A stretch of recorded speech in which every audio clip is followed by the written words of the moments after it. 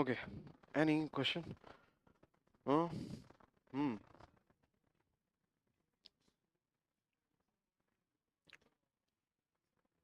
अच्छा हाँ ये okay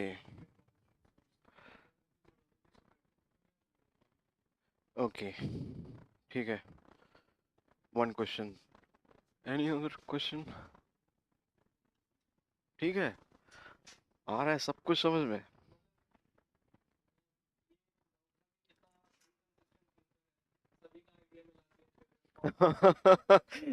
okay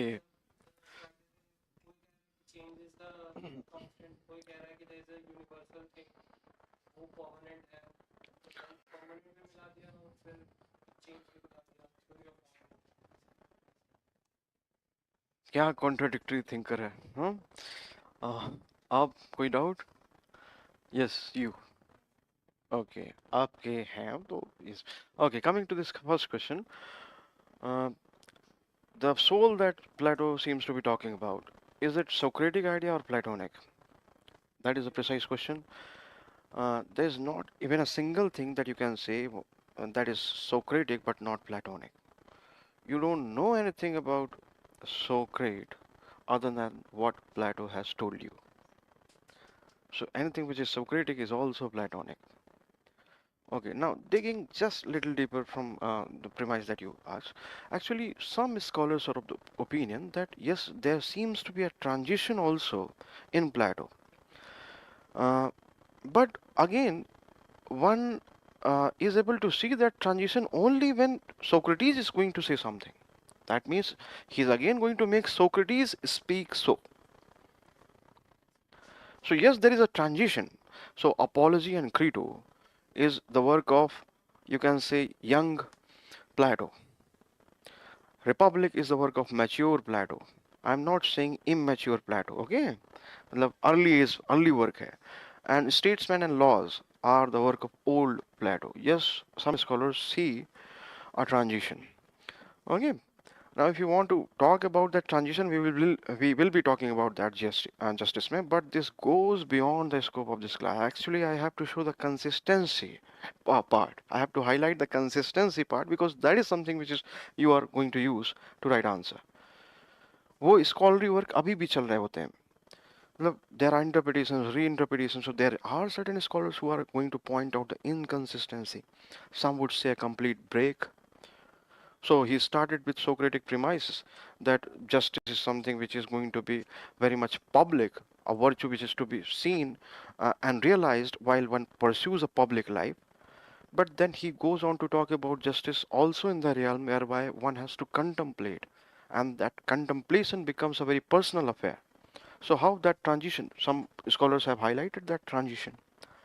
Okay, but for our class, our purpose to answer UPSC question, मैंने आपको बताया था फर्स्ट डे में कि वो इतना ज़्यादा इंटेलेक्चुअली इंटरेस्टिंग है कि ये स्लिपरी रोड है ना कि आप कब फिसल जाएं और आप भूल जाएं कि क्वेश्चंस कौन से पूछे जाते हैं.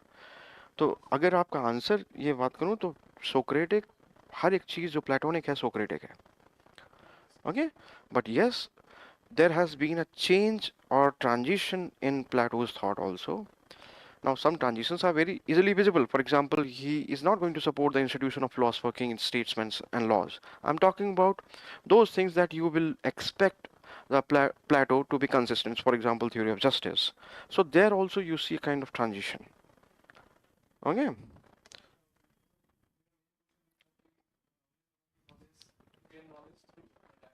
Yeah.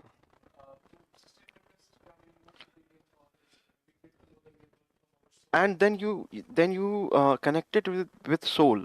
So you are precisely pointing out the soul thing, whether it is the invention of Plato or Socrates.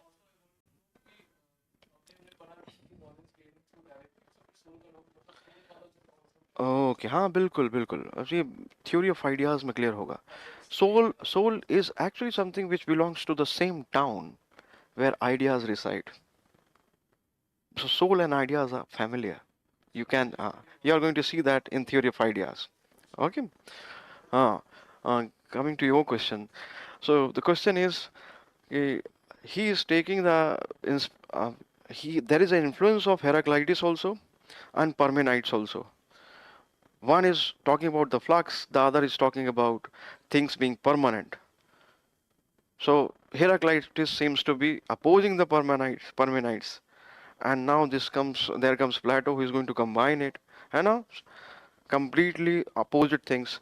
So yes, Plato has philosophized. When it comes to theory of ideas, he envisions a particular realm where things are constantly changing. And then at the same time, he also envisions in the same theory a realm which is constant. And how this is inspired from Parmenides, क्योंकि अभी हमने वो theory पढ़ी नहीं है, आज पढ़ने वाले हैं.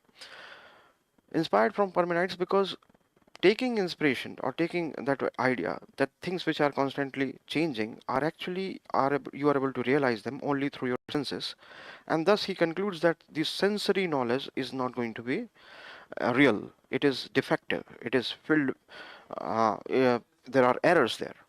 Okay, and फ्लक्स ये हो गया, और दूसरा हो गया कि परमेनाइट्स का एक परमानेंट, मतलब थिंग्स इन परमानेंस, जो याद है दूसरा आइडिया मैंने डिस्कस किया था. So the second realm, that is the realm where things exist in their absolute sense, that is unchanging. That unchanging nature also depicts that it is real.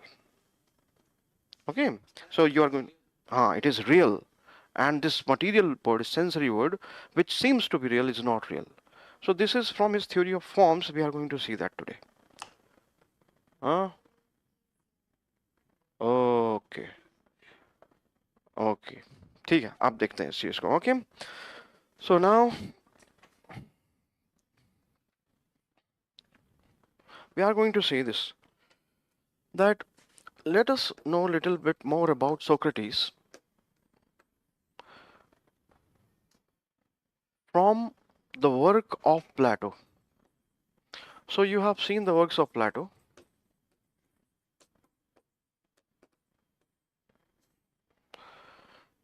और प्लेटो में मैंने आपको बताया apology, Crito, Republic,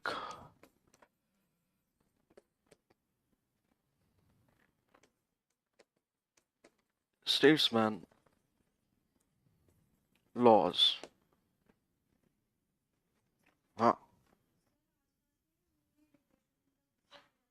I'll just provide the dictation. Okay.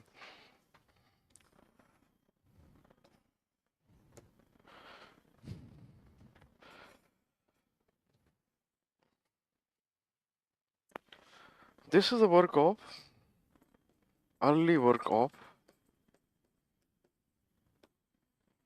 Plato. This is a work, you can say, mature Plato.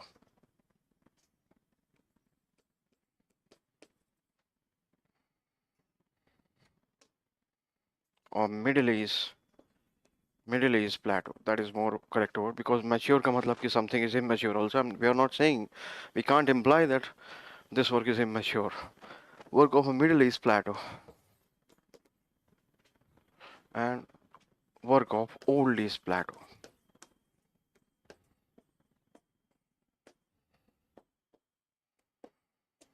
Okay. So through this classification, we are going to learn little bit more about Socrates. Okay, that is also important. But you needed to take dictation on something that methodology part, hai na? And that was left. So we are going to cover that, and then we are going to come here. Okay. So what was the last point in the methodology? Deductive. Okay. After that, you understood the second methodology. Dialectics you already have understood. Okay, that is the cross verification. We have term for that, that is called Socratic elenchus. Yes. Okay. And then comes teleological method, and after that analogy. So analogy is self-explanatory. Yes. So for example, Plato is going to use the analogy method, where in his theory of forms again, where he is going to take the analogy of sun to depict goodness, and then we'll show that how it is through sun you come to know, come to see things clearly. Okay, and sun in his work is going to be compared with, or is going to be called the child of goodness. Sun is the child of goodness, and goodness is virtue. Yes or no?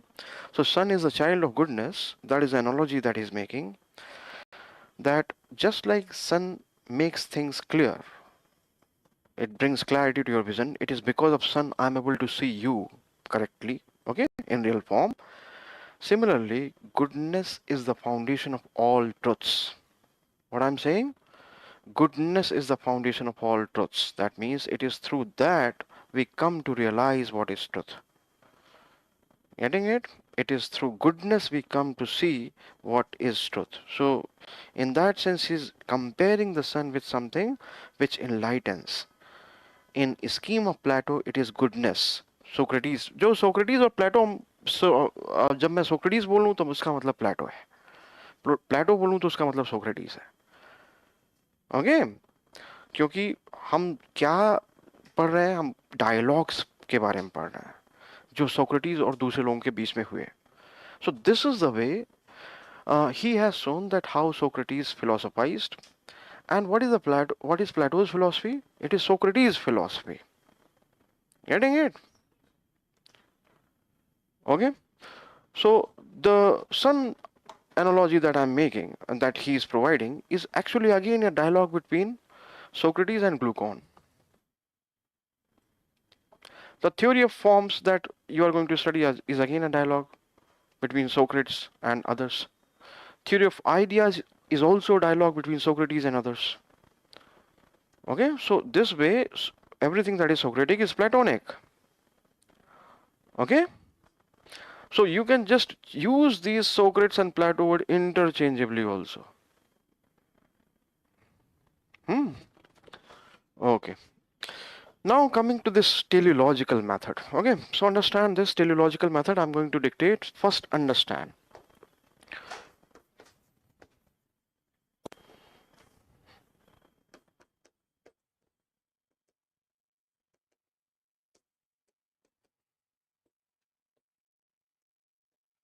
So teleological method का मतलब होता है कि this word is derived from the word telos.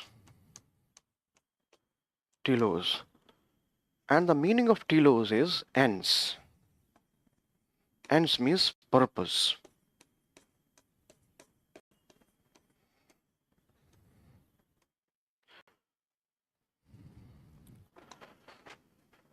So teleological method में the philosopher sees a purpose in everything.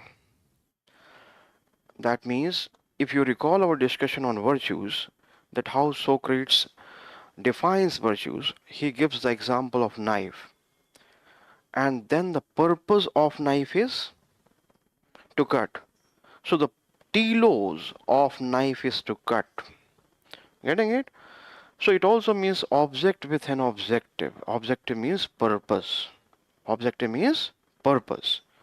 So teleological method is to be seen in Plato's theory very clearly in his scheme of education. So there, when we will be studying the scheme of education, we will say that he comes out with a very detailed and elaborate scheme of education, which has this objective of the creation of ideal state. So what is education there? A scheme which is going to lead to the creation of ideal state. So while he is coming out with his theory of education, his ideas on education, his description of this educational scheme that should be there for realizing an ideal state, it is a teleological venture. It is a teleological exercise. Why? Because it has a particular end to achieve. That is an ideal state. That is what it means. Simple?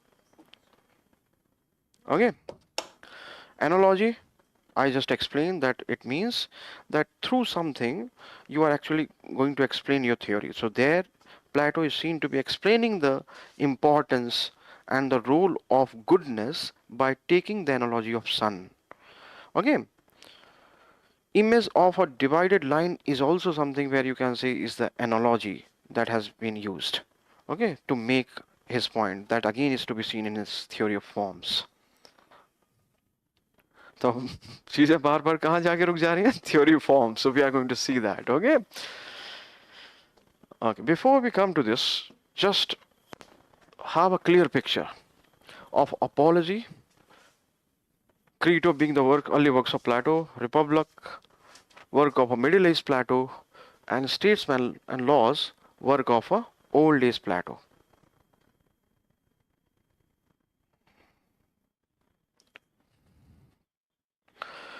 Now, Apology and Crito.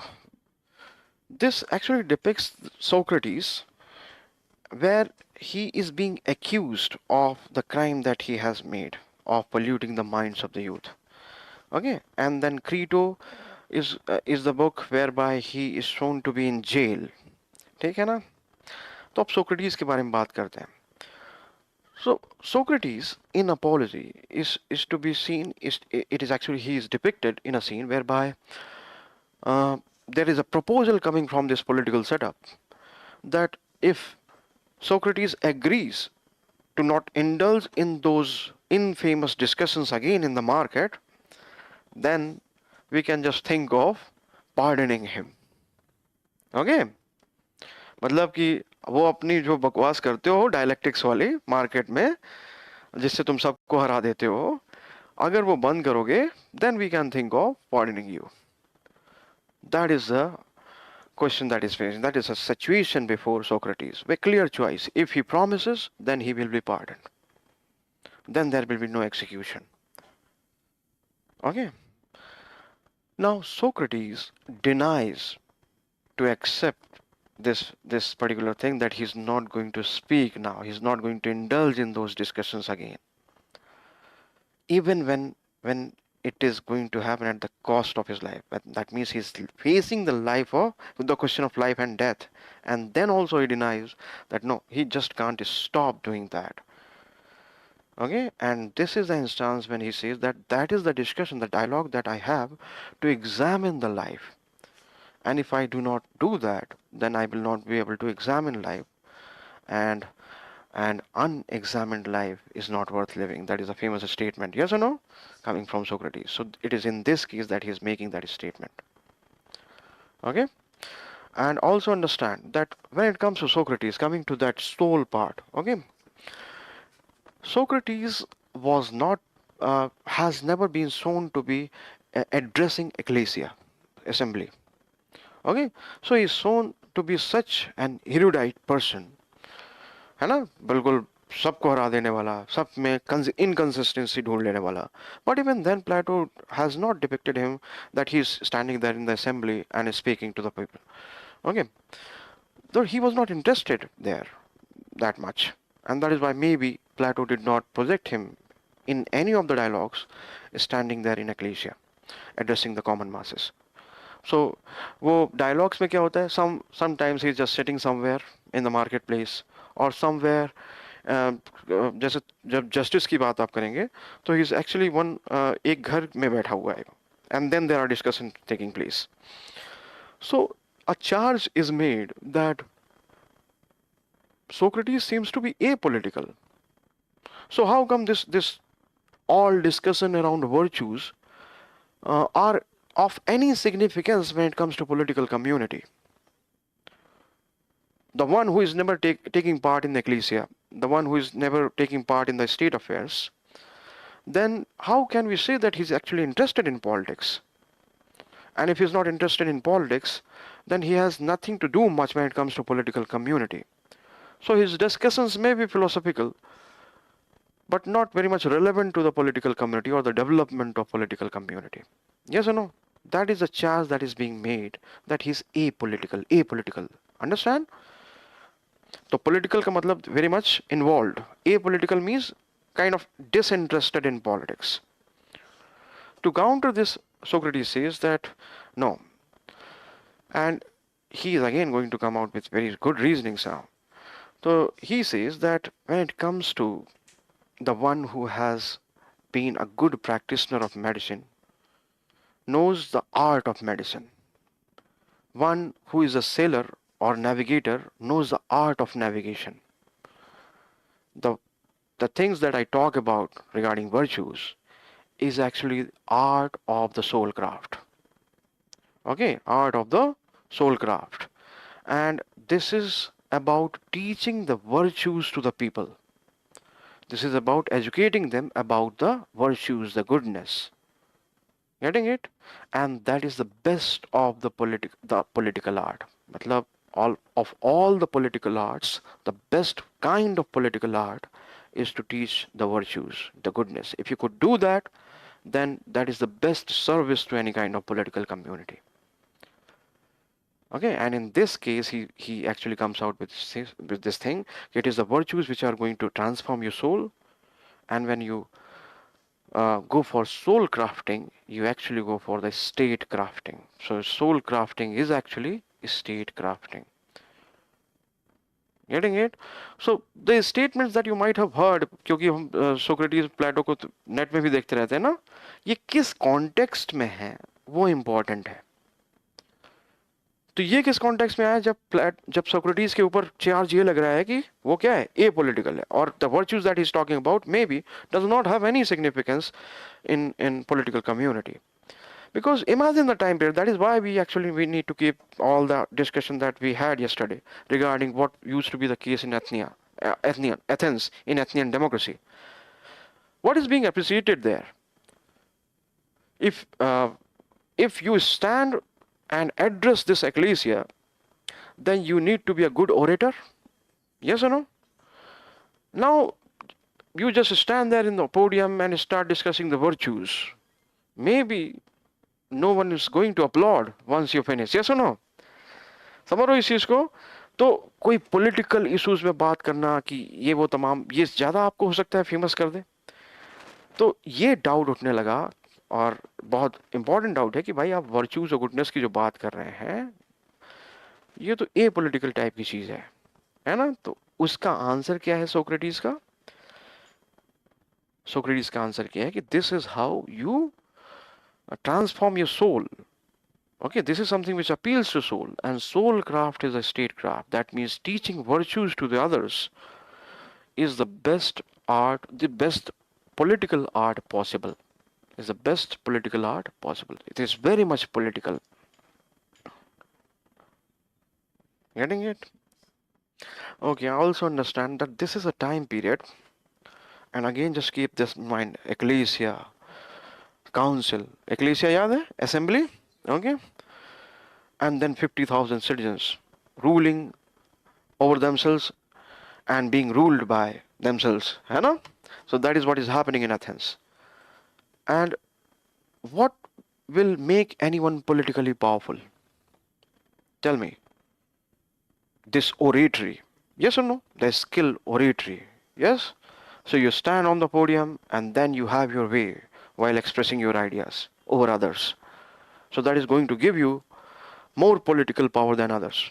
Then people are going to vote, and if you are able to convince them by your oratory, then you will become powerful in that particular setting.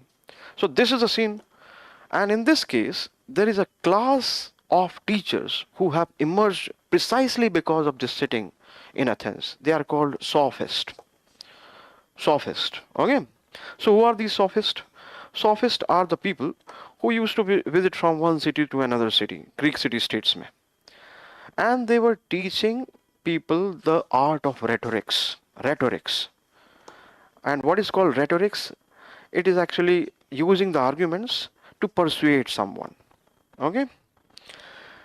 And they used to charge fee for that. Okay? So that means they are going to teach you something and they are going to charge money for it. Getting it? Now, when it comes to the school of sophism, sophistry, that is a rival school of Socratic tradition. Why it is a rival school of Socratic tradition? It is a rival school because Plato and Socrates do not subscribe to this view of education, whereby you are being taught the way to persuade others to counter others' argument so that you could win that particular debate. That means the purpose of that kind of education that sophists were imparting was just to win the argument. Just to win the argument. Even when you know what is truth, you are going to be speaking against it because that is something which is going to win you the argument. So what they are teaching, how to win the argument. That is why they are making you expert of rhetorics. Okay? So sophist, अब जैसे आज का time है artificial intelligence का. Okay?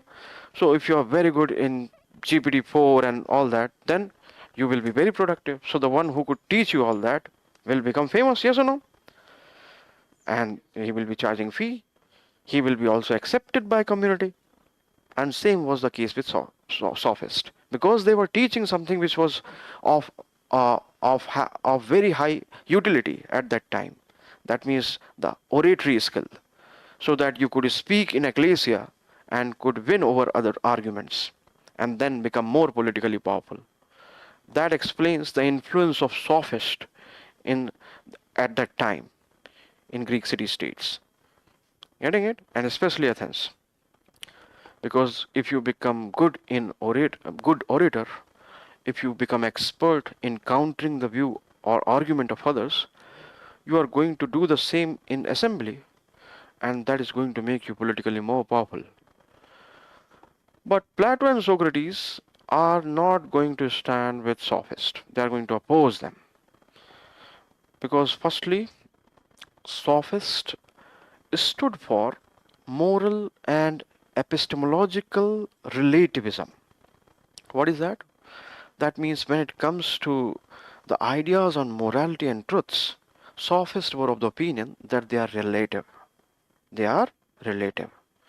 Okay, that means morality and truths are relative. They are not absolute. They were teaching this. And actually that is something which is going to give them the space that you always have this ability to counter others, whatever be the case. But Plato and Socrates are going to say that no, there is something which exists in objectively good sense or real sense. So they are actually subscribing to the idea of an absolute truth that exists in some form. And the pursuit of philosopher should be towards attaining that or accessing that absolute truth which is to be known. So this pursuit of knowledge should be directed towards accessing or attaining that absolute truth, knowing about that absolute truth. Okay? Even if it is rhetoric, the rhetoric should be used not to just win the argument, but to attain that absolute truth. That is what he is saying. Getting it? Same is true for morality. There are things which are moral in absolute sense. Being courageous is moral in absolute sense. The one virtue which is relative, that means it will be virtuous for in one particular instance, will become non-virtuous in some other instance. That is what sophists are claiming. Plato and Socrates are not with that particular opinion. Okay, you can include Aristotle there because he's also going to oppose sophist. So one particular point where they are going to be against sophist is this: moral and epistemological. Epistemological matlab it is a theory of knowledge. And what is the purpose of knowledge? Knowing the truth. Okay, so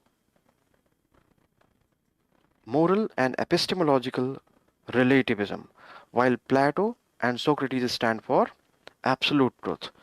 They are against the use of rhetorics to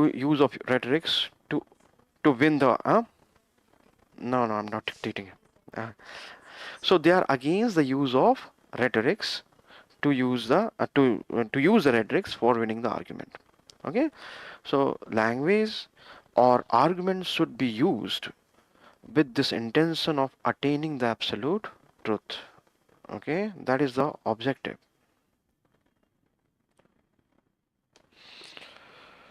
Now another thing, that as was said, that sophists used to charge money for it. And that is also something which is not acceptable to Socrates.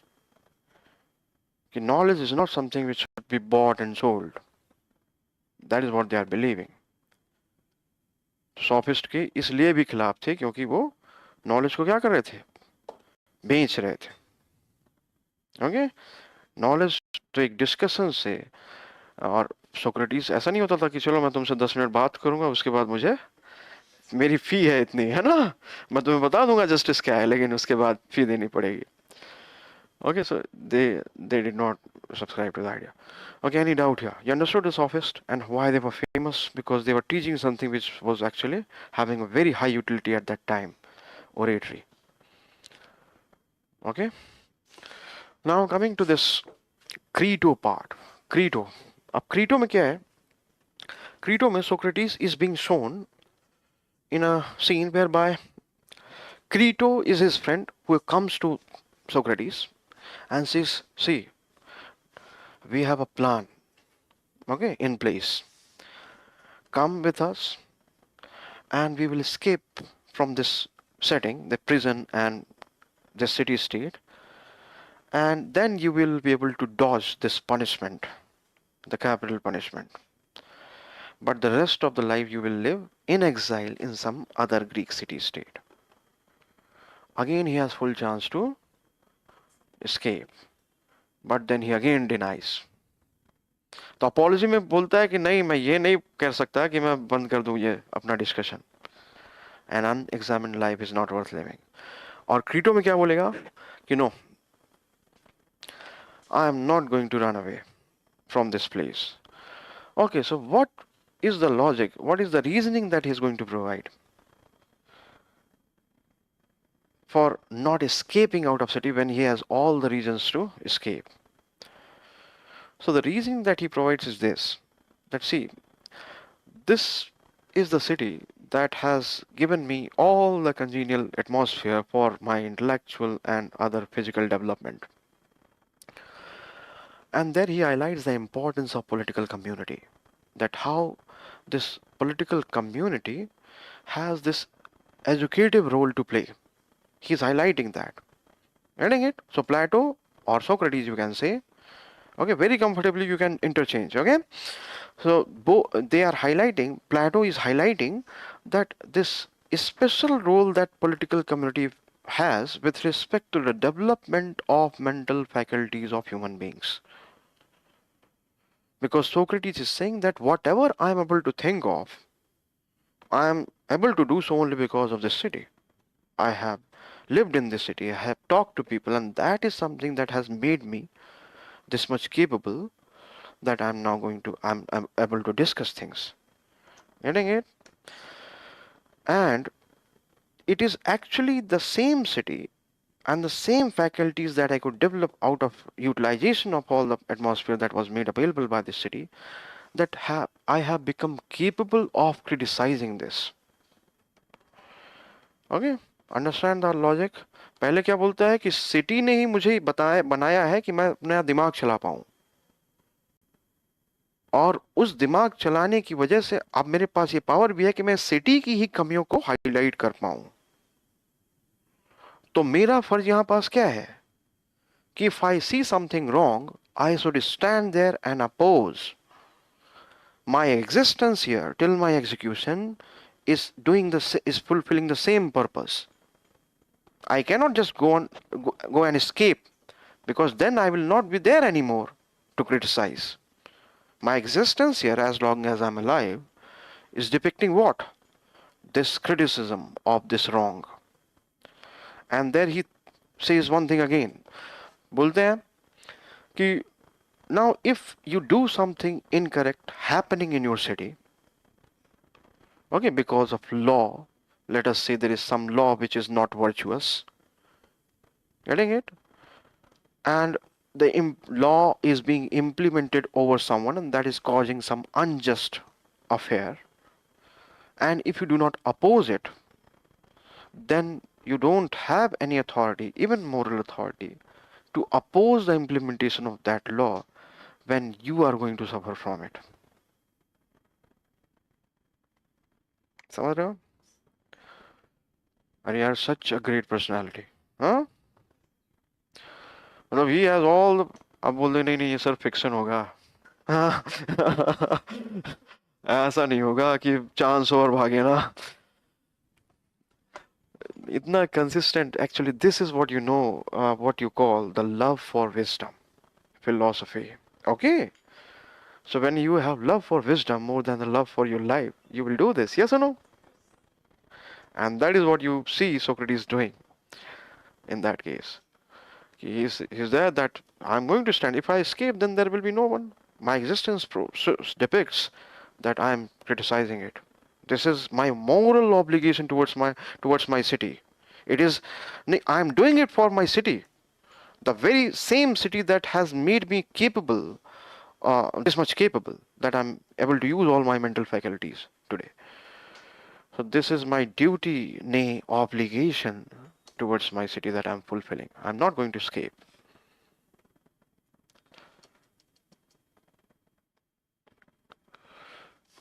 Okay, so just write these things.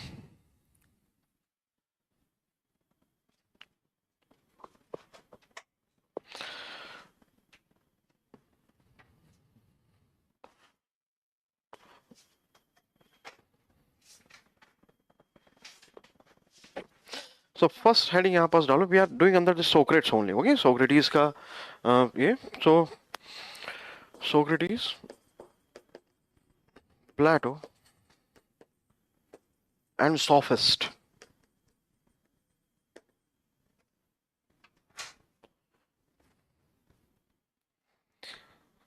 Sophist. Write down. Sophist were the group of professional thinkers and teachers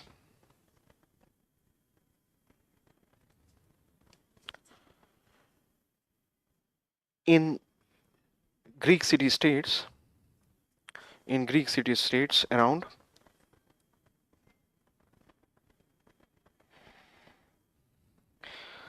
5th and 4th century BC.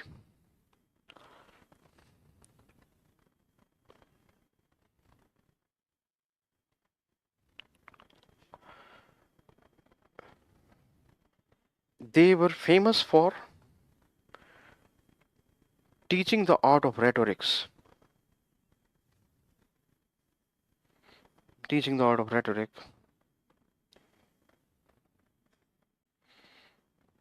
And the skill to make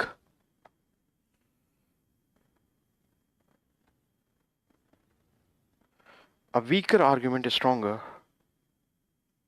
Weaker argument stronger.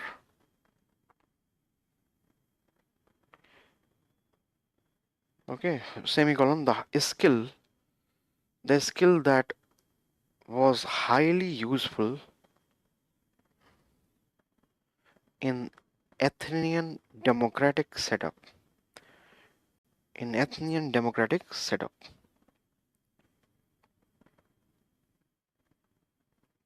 Socrates and Plato. Next line. Socrates and Plato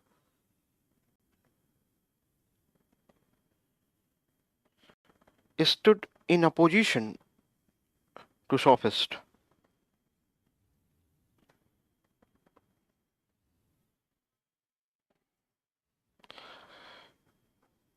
due to following reasons.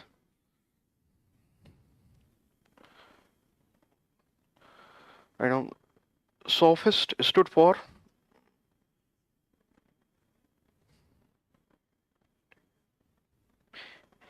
moral and epistemological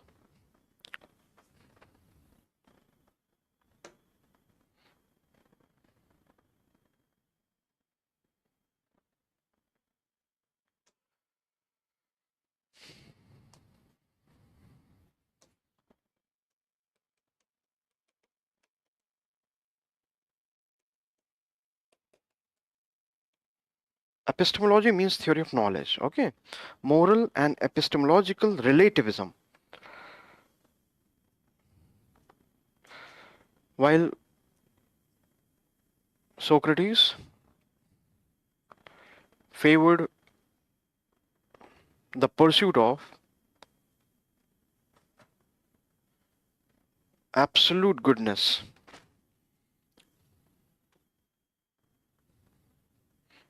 absolute goodness and truth. Okay, for him, virtues were absolutely good, or good in absolute sense.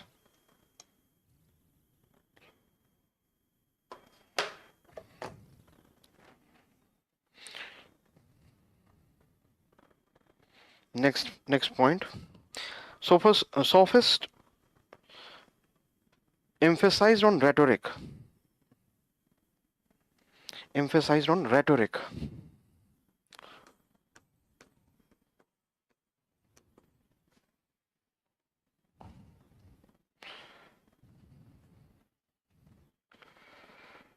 That is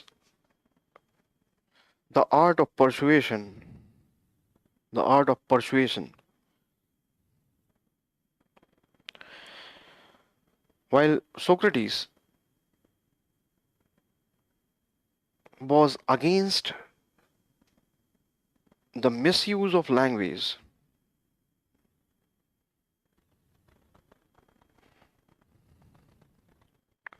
and found sophist way to be manipulative.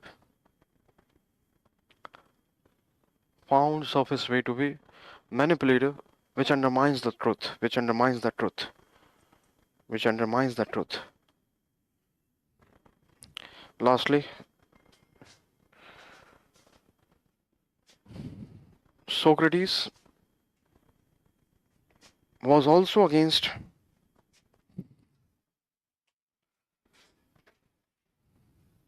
paid education.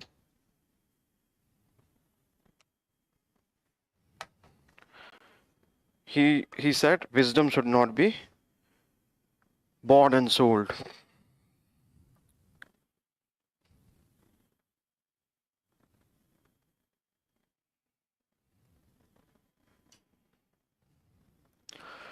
Okay, so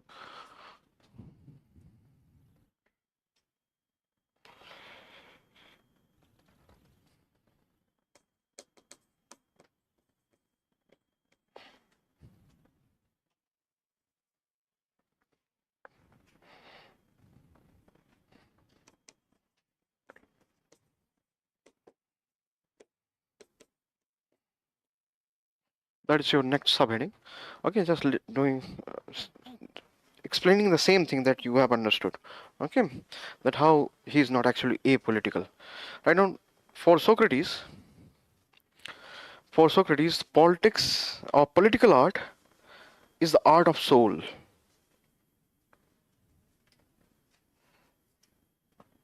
And and statecraft is actually the soul craft. Statecraft is actually the soul craft.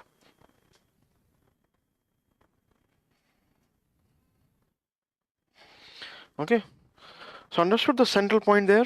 क्या था वो central point? कि it is art to practice medicine, to navigate the ship. Yes or no? The making others virtuous is also an art. It is a political art. Where were you? Okay. Just make sure that you see this, okay? This part. समझ रहे हो इस चीज को? तो अब जब वो भी एक आर्ट है, तो जैसे एक डॉक्टर होता है, वो अपने मेडिसिन के आर्ट में आर्ट वर्ड यूज किया है उसके लिए. He is adept in that particular art. The navigator is adept in the art of navigation. Socrates is adept in making other virtuous, and this is political art. This is actually the best of the political art. Okay, so write down that for Socrates, okay, next write down Socrates considers that just like there is art of medicine and navigation, there is also the art of making others virtuous.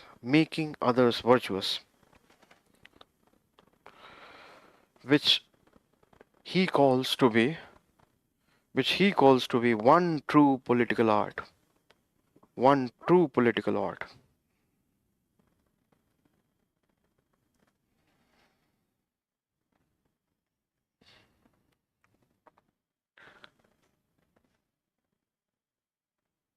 Okay. So you will be using all this to make arguments in the answers. Okay. ये वो सारा fodder है जिसको आप arguments में answers में use करेंगे. Okay. Socrates in apology. That's your next. इसी तरह का छोटा सा subheading. Socrates in apology. Okay. Or you can say Plato in apology. Same thing.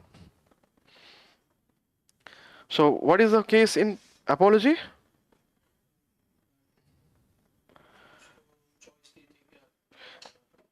Here's the choice. You know, if he says those kind of discussions again, then so then there will be no capital punishment. He will go scot free, huh? And then he says no. Why? Because and yes. So very good. Right on. Socrates rejects the forgiveness offered to him. Rejects the forgiveness offered to him on the condition that he will stop his discussions.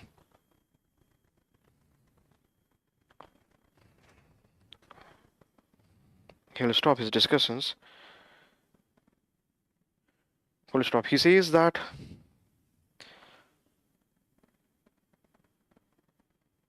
an unexamined life is not worth living. An unexamined life is not worth living. Okay. And what is the meaning of examined life for Socrates? Examined life means what? Weighing whether the things that you are pursuing are in conformity with the virtues or not. That means you are always pondering over this question whether the thing that you are planning to do is in conformity with this virtuous life or not. Okay, so he used to say that regularly when he is going to just get executed, these are the times, okay, when he is saying all this. Okay, I will never stop saying others that don't miss a day where you do not discuss the goodness. I will never stop telling them that it is not the wealth that is going to give you happiness or goodness that is going to bring goodness. It is a goodness that is going to bring wealth.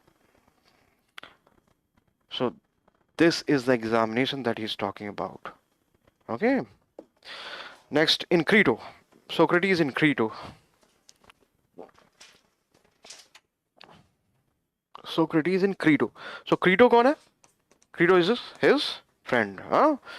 See, the major ideas are discussed in Republic, and that is what we are going to see. Theory of forms, theory of education, theory of justice, everything. But these are instances which you are going to use in making arguments. Okay. So Plato in Crito says this, Plato in Apology says this. This is how you are going to, maybe sometimes introducing the answer or concluding the answer. Okay, so for that reason we are studying it. Okay, right on. Socrates in Crito. Socrates refuses to escape on the premise that it is his obligation. It is his obligation to speak out. To speak out against the unjust law of the state.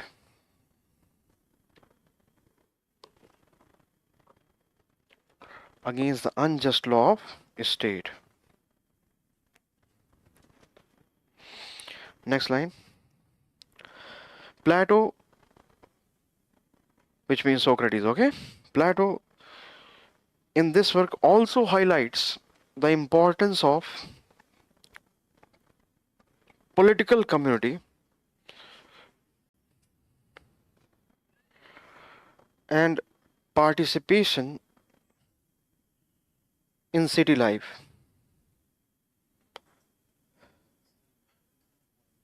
community, and participation in city life as it develops individuals' reason,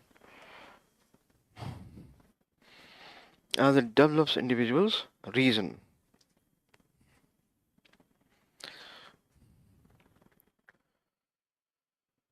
Okay, getting it? So, what was that? The argument, do you recall this? Argument that I explained?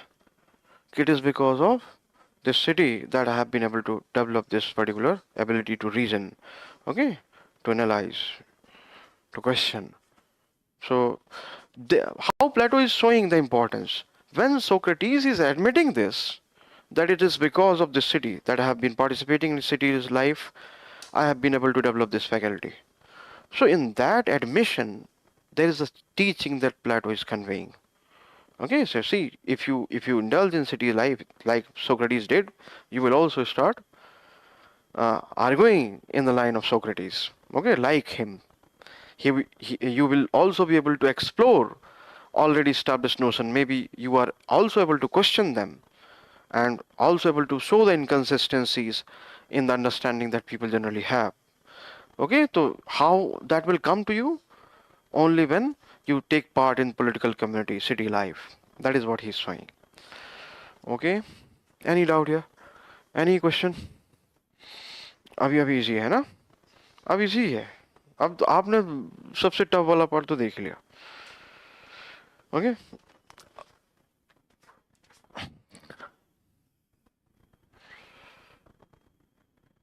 So apology हो गया, Crito हो गया.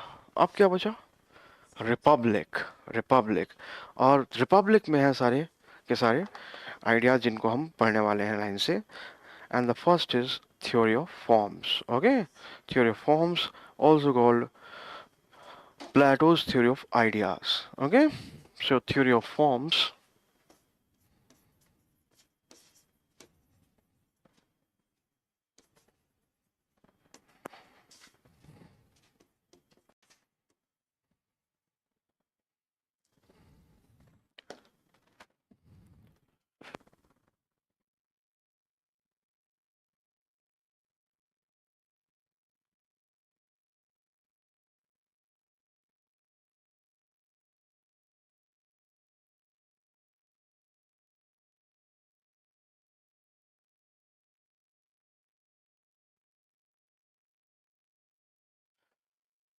Okay,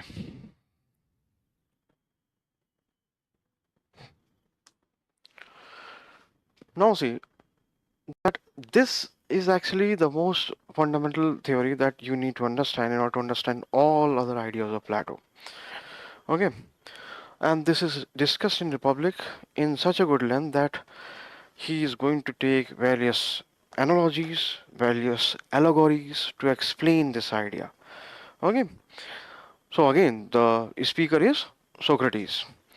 Okay, तो उसमें होता क्या है कि this is actually emerging from the same premise that we have discussed in Socrates' theory of knowledge. What was that? That goodness exists in objectively real sense. There is an objective good to be known, and that can be known by accessing that knowledge. Yes or no? Which was that the result was that good exists in objectively real sense, and that is why knowledge of good can be attained. And if the knowledge of good can be attained, the good itself can be attained. Okay, now comes theory of ideas, that where that knowledge resides. The question is where that knowledge resides.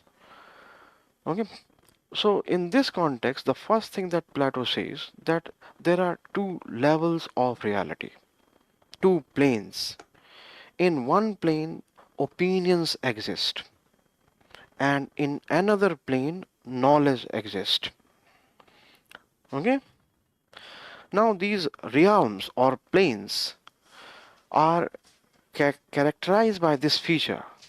The one is actually characterized by this material world, and the other is shaped by ideas.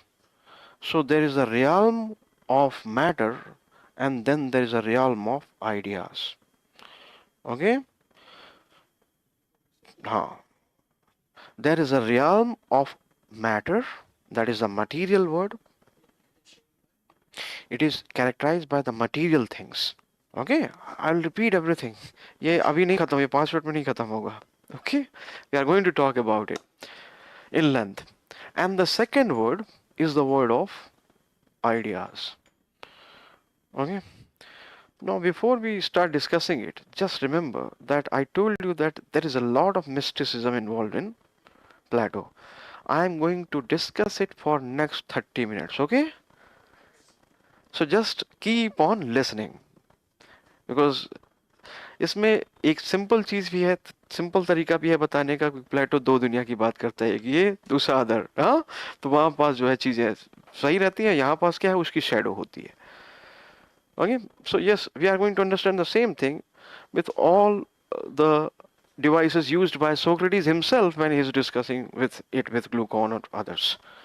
Okay, so Plato is talking about that realm where knowledge resides. That is the realm of ideas. And that realm where opinion resides. That is the realm of matter, the word of matter. Okay, so what he is saying, that there is a word of matter, material word.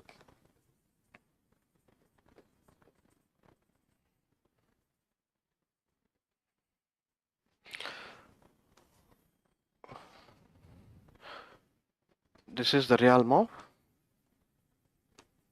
matter. And this is ideal word. That is the realm of ideas. Okay, realm of ideas.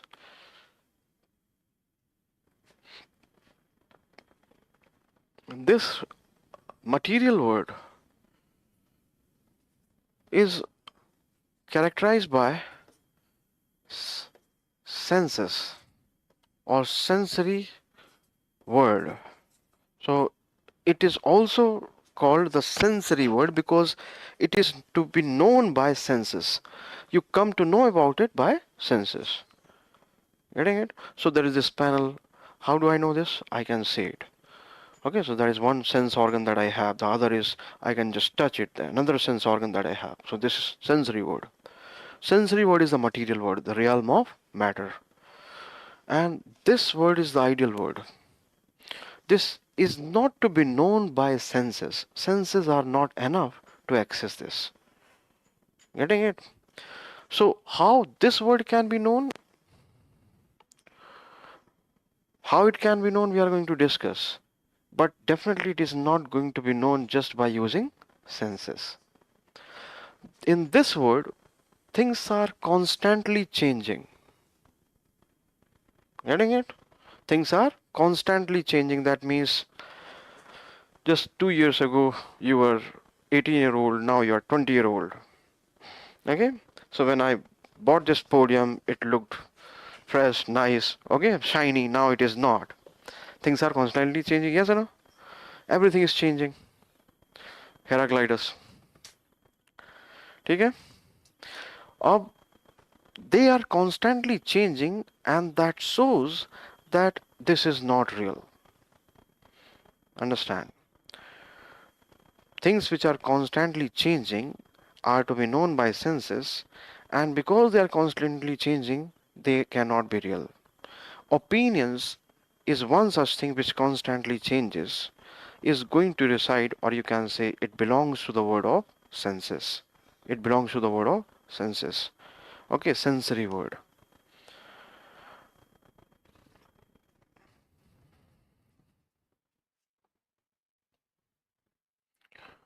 Knowledge, being permanent and fixed, does not change. Knowledge, being permanent and fixed, does not change, and that is why it resides in word of ideas. How that is happening? Understand. there comes the more basic assertion made by Plato in this regard. That was this, that when it comes to the sensory world or material world, this is the reflection of this ideal world. So here in this ideal world, the ideas exist, and the reflection of ideas exist there in material world. Okay, so ideas are also called forms, and reflection of forms, you can say the forms of form. Okay, so there exists loin, and here exists loin, and here exist different forms of loin. Also there exists the idea of dog, and there exist forms of dogs. There exists the idea of a stylus, and there exist different kinds of a stylus. Forms of form, plural of singular. So idea is one. Getting it? Knowledge is one. Opinions may vary. They are going to change, and they may be of n number of types, है ना? n types. तो इसमें है क्या कि this word is something where soul has been residing. So soul was wondering, okay, the soul belongs to this word, ideal word. So soul belongs to this word, and soul has seen this idea of his stylus there. Getting it? Now soul was wondering and comes to this material world. Okay, and because it has seen the idea of stylus, now it is able to see this form of stylus and comes to recognize it. Getting it? Comes to recognize it. Oh, this is that which I have seen. But this is not real. I have seen the real one. The soul comes to know this is the form of form. Getting it? Again, another kind of stylus that looks blue. Okay? Again, that is blue stylus is the again form of that idea of stylus. Because soul has access to that ideal world. Soul has seen things in their original form. It comes to know about its forms also. Okay? Getting it? So there are different kinds of cricket bats. And then there is idea of cricket bat. Ideal word में idea of cricket bat था. So जब soul has seen the idea of cricket bats, it comes to know that this is also bad, but all these are reflection of that idea. These are going to change. The idea is constant. Getting it? Things are changing. So after 2-3 years, the bat will not be the same bat, but that idea will remain the same. So that is the ideal world. Soul belongs to the ideal world. Okay, coming to that soul again. Hana? Soul craft. समझ रहे हो इस चीज को? And in this case, he says, reality is a shadow of ideas. अब देखना इस चीज को थोड़ा सा समझना. Reality is a shadow of ideas. That means not Plato's reality, not philosopher's reality, your reality. The reality, the thing that you consider reality is the shadow of ideas. You consider this to be real, this flat panel to be real, it's your reality. It is the shadow of something which is real. Ideas. Reality is the shadow of ideas. So this is something which you take as real. The material world is the shadow of ideas. समझ रहे हो? Is the shadow of ideas.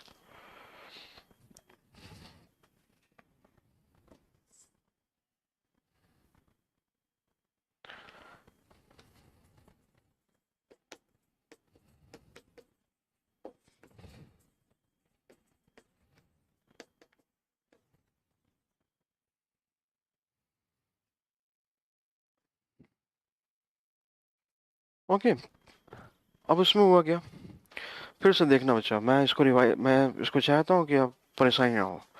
मतलब यहाँ पास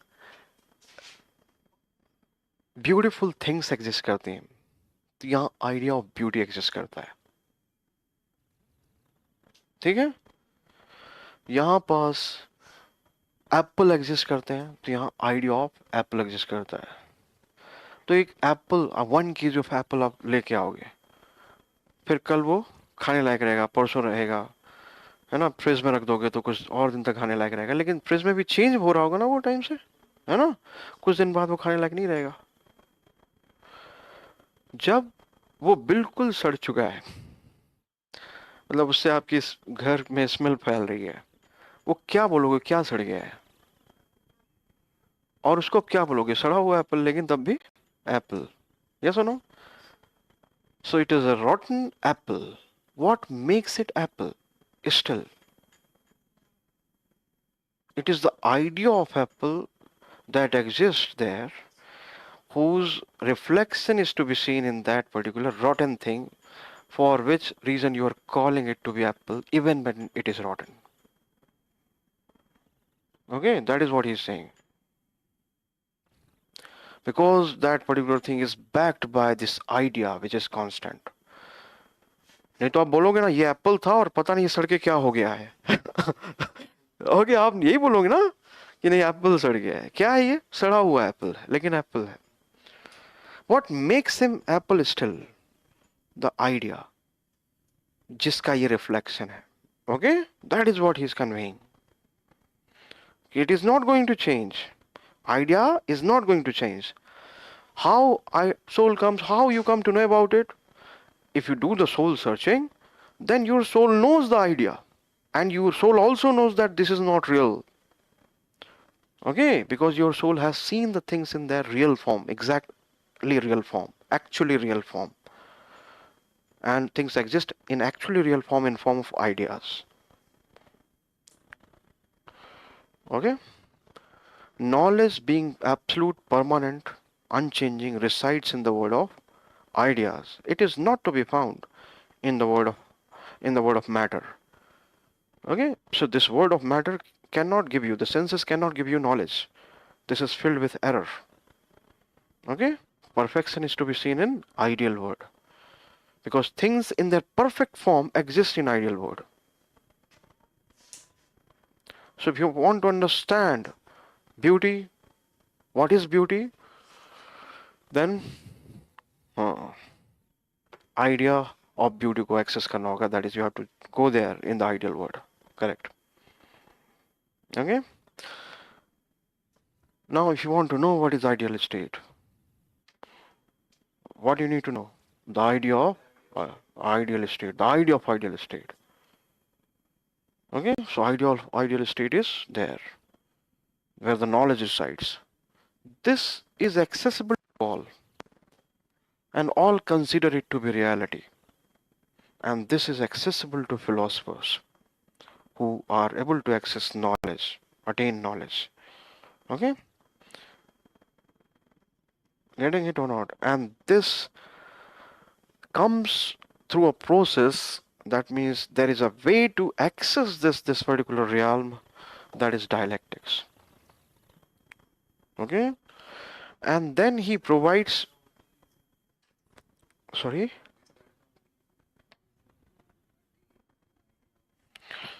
the philosophical journey is the only journey that is going to lead you to that place. Okay, dialectics, coming to that again. Okay, we have to talk about it a lot here. And in this instance, he uses the allegory of cave, okay, to depict this scenario, which is actually about the journey of a philosopher from being a person who had access to only just this word, finally is able to access this word also. And this allegory of cave is discussed between Socrates and Glaucon. So Socrates is telling about this allegory, is using this allegory to make a case of this particular theory that we are talking about to glucon. Okay, and I have a picture for you to depict the whole story that he's saying. Okay, just see this. He comes out with this picturization, and this is actually he's depicting it. Now, because we have started studying this, the people started studying it, and then they are able to project the same thing in this pictorial form. Okay, so Socrates actually has discussed this particular thing with glucon, that he has depicted this particular picture, that these are the prisoners who are chained. Okay, they have their hands like this, and their neck, they cannot just move their neck around. Okay, what they can see is just the wall, and then there is this wall, and then there is a long passage, and then there is a roaring fire here, and along this passage people are moving, and those people who are actually walking along this path are also carrying the statues of different objects. So they are carrying a statue of this soldier, statue of horse, okay, statues made of stones, made of wood. Okay, so when they are moving along this path, a shadow is cast of these statues on this particular wall, and these prisoners have been there all their life after their birth, getting it, inside a cave, and cannot move their head. तो क्या कर रहे हैं? They are able to see these shadows and are also able to hear these people talking. Because they cannot just turn head around, they have not seen anything other than the shadows of these statues all their life. So what they will configure, what they will deduce from this, that this is the reality? Yes or no? This is the reality. Okay, inside the cave, the shadows are reality.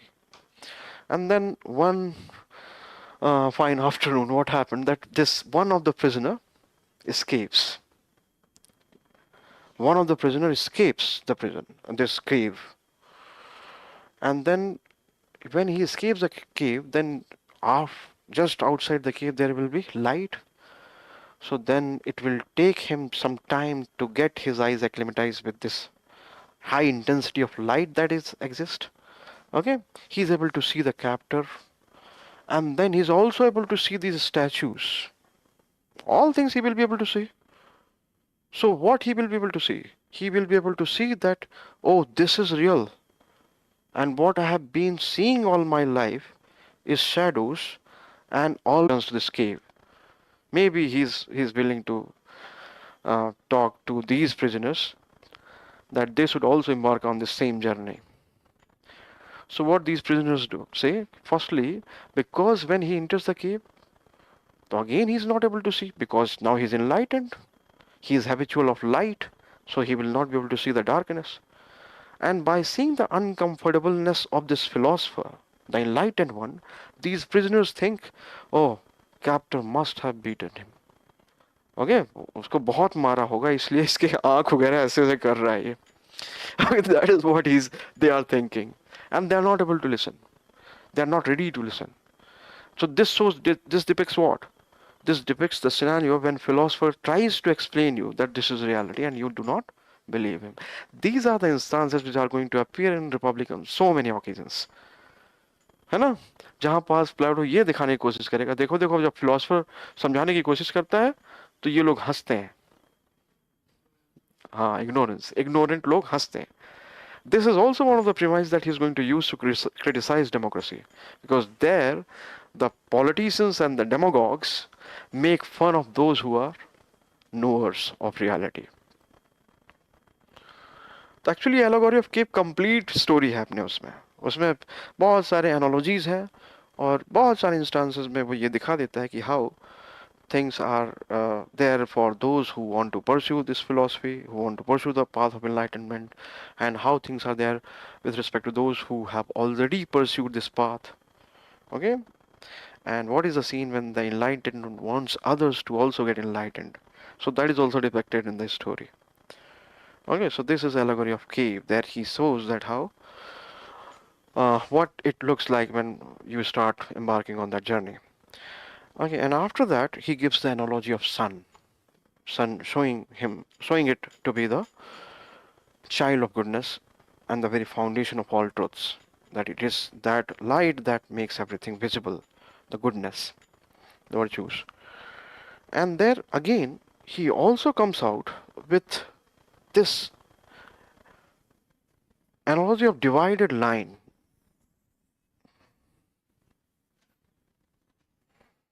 Again to show, to depict those two realms that we have seen in theory of ideas.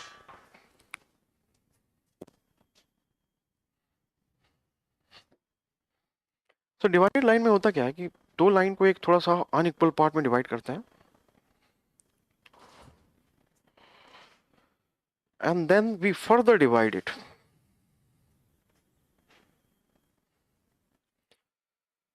Okay.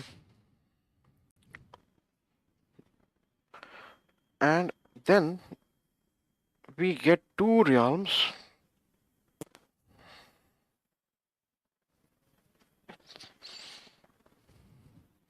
This is the visible realm and this is the real realm.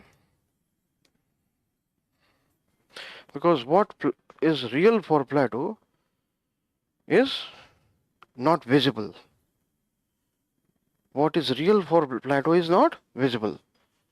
And what you call to be reality, what you, not Plato, call to be reality is a shadow of ideas, is the shadow of reality. Getting it? So in this particular realm is visible and this particular realm is real. In visible realm, the first quarter actually is of imagination, where image exists.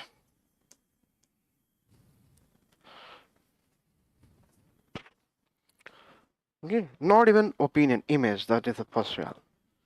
Then is the realm of visible realm only, where opinions exist.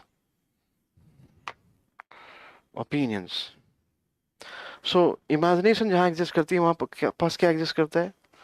वहाँ पास poetry, fiction type की चीजें exist करती हैं. Opinions.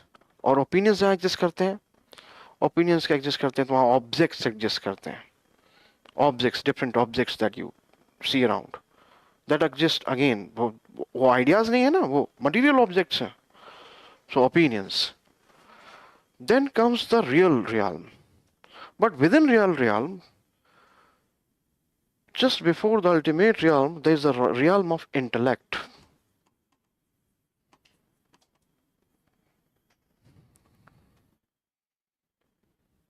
So here exists poetry, fiction. फिर उसके बाद उससे ऊपर की चीज objects, their opinions. Then after that intellect. And what is included in intellect? Mathematics or geometry, things like that.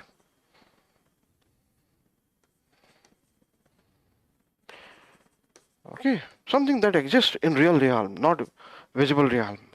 Definitely higher than this. And then comes the realm of knowledge. Okay, knowledge. So imagination, opinion, intellect, knowledge. Imagination, opinion, intellect, knowledge. And knowledge के realm में क्या exist करेगा? Understanding of forms. Understanding of forms.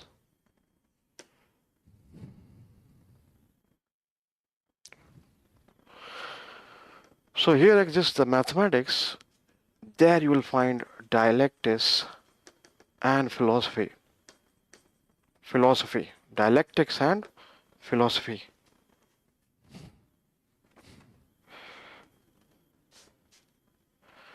समझ रहे हो इस चीज को?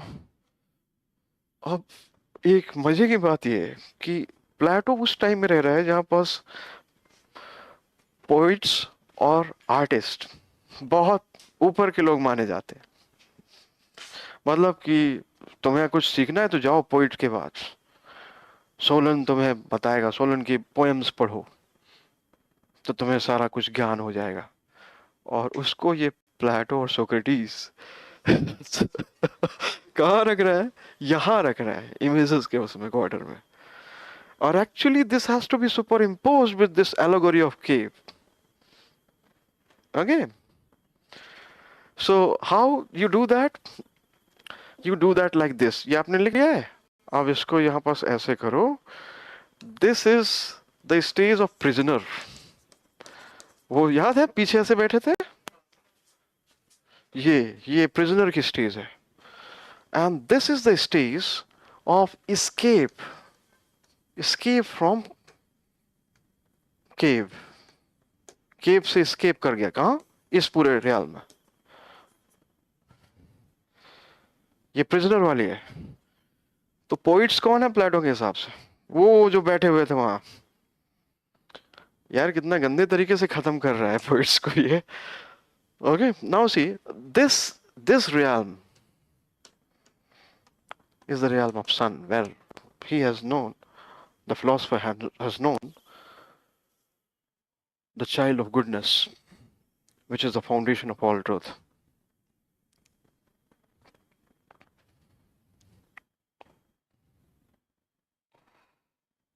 So, prisoner, this is the journey of escape, and then comes the final stage, the enlightenment.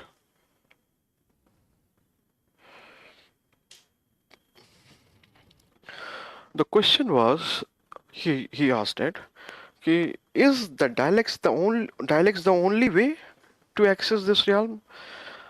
Actually, knowledge is the only way, है ना? Because knowledge is virtue. There is no distinction. You have not attended previous class. अब सब जबरदस्ती हर अपना sir ना हिलाएं, क्योंकि आप ये नहीं समझेंगे। आपने कल नहीं किया है क्या? हमने कल देखा ना, virtue is knowledge and knowledge is virtue. So when I क्या थे आप? अच्छा, आपने किया है क्लास, चलो ठीक है। तो knowledge is virtue, तो उसमें आपने क्या सीखा था? When knowledge is virtue, that means how that is synonymous with virtue is knowledge.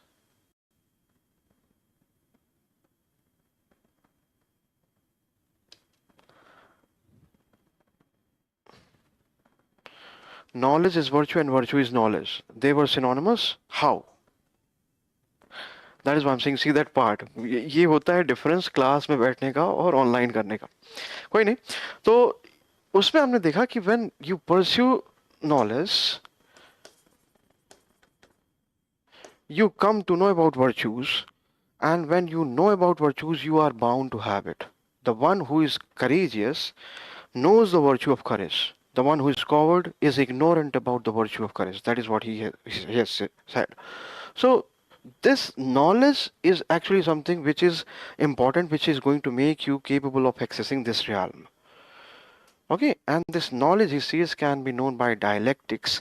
That means with the highest kind of study after mathematics. तो जब आप स्कीम में देखेंगे, प्लेटो की स्कीम में, तो डायलेक्टिक्स बाद में आता है। Definitely something.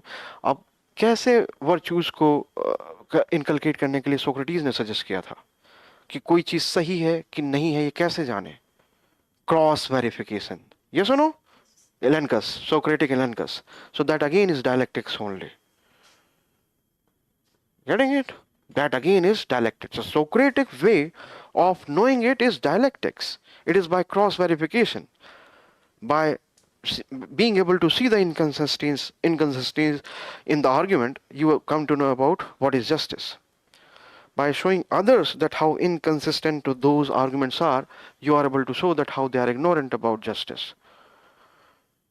Okay, so you are saying it is through dialectics. Dialectics is not just one way of it. Actually, there is only way of accessing that knowledge, that is cross verification. It is not poetry, it is not reading fiction, it is also not mathematics or geometry,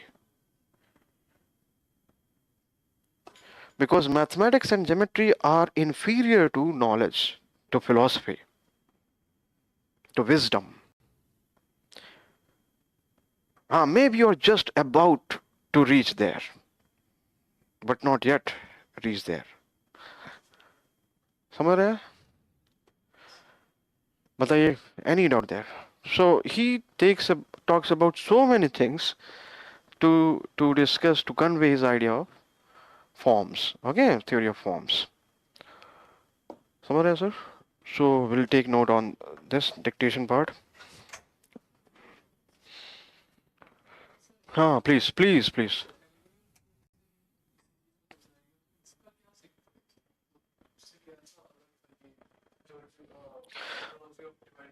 हाँ, analogy of divided line में ये चीज, हाँ, तो ये चीज कहाँ उसने बहुत अच्छे से रख पाया, जहाँ वो कैटेगराइज कर पा रहा हो कि यहाँ रहते हैं पोइट, यहाँ रहता है इमेजिनेशन, उसके ऊपर जाता है ओपिनियन। ये आप हायरार्की कहाँ देख रहे हैं? ठीक है, वो सिंबॉलिकली वहाँ एग्जिस्ट कर रही है, बट इतने डिटेल वे में कहाँ एग्जिस्ट कर रही है ना? और ये वैसे भी आपको सोचना होगा कि फिर क्या जरूरत थी जब आइडियल स्टेट बोल दिया था उसने कि फिलोसफर रूल करेगा, बाकी सब तो फिलोसफर जानता ही है। तो बाकी सब चीजें हो जाएंगी अपने आप। क्या ये बार बार एजुकेशन और ये तमाम, फिलोसफर देख लेगा कि वो नॉलेज कहाँ एग्जिस्ट करता है, भाई उसे बार बार कन्विंस करना है। तो आप ये भी देखें कि this is again even more convincing. आप निगेट कर सकते हैं, आप काउंटर कर सकते हैं कि ये पोइट्स को बिल्कुल किनारे रख दिया, नीचे रख दिया, और वो जो भी कह रहे हैं सब बकवास है। It is not even opinion, that is what is saying. Okay, but here the hierarchy is more clear. Yes, okay, any other doubt?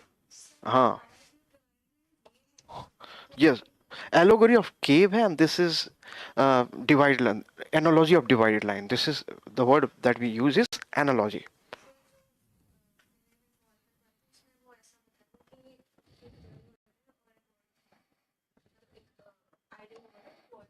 हम्म। मैं उसे गलत नहीं कहूंगा, लेकिन उसका पूरा डिस्क्रिप्शन ये है, because this is the material word and this corresponds to ideal word, but not the whole realm. This is real realm. Mathematics does exist in the material world. Okay, so this, that is why we are calling it, we are including this also in that particular escape phase, है ना, phase of escape, and this is the phase whereby he gets enlightened son. ठीक है? So yes, ये पूरा इसीलिए वो, actually this is coming from Socrates. Just read Republic, divide the line into, and then further divide it. Actually what we are just doing by drawing these diagrams, और वो picture जो आपने देखी, we are just representing it in picture form from that particular writing. Okay, इस चीज को भी आप समझो। उसने जो लिखा हुआ है उसको हम बना रहे हैं, वो वर्ड्स में लिख के गए। ठीक है, take dictation and then we will go to theory of justice. Okay, was anything left there in that previous part, dictation?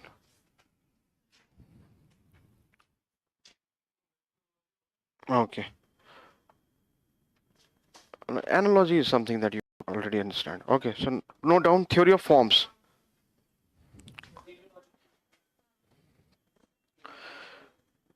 Teleological method, object with an objective. Teleology में telos का मतलब ends. Okay, and just remember that this is very clearly seen in Plato's theory of education, whereby it is very clearly seen that education or scheme of education has this purpose of realizing this ideal world. You are going to see that very clearly when we are going to study theory of education. Okay, so write down theory of forms, ideas. Write down next line. I think you have made all this image of divided line, everything. Yes. Okay, next write down Plato's theory of idea is found in Republic.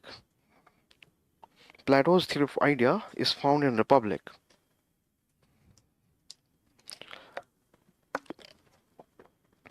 When he discusses the image of divided line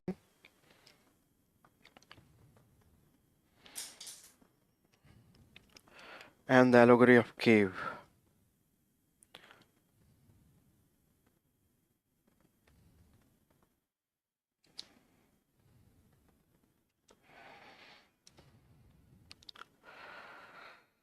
Next line. Plato made a distinction between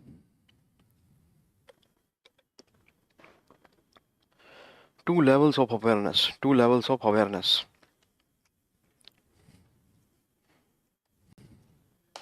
Awareness.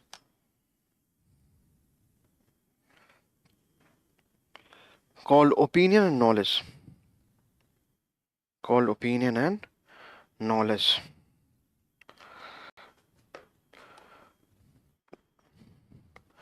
Okay, next item. Opinions refers to claims or assertion.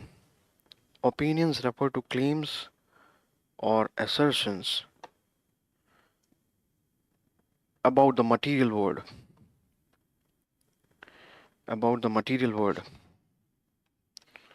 Oblique physical world.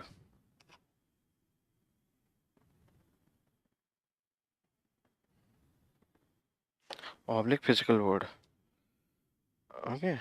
Knowledge is the higher level of awareness.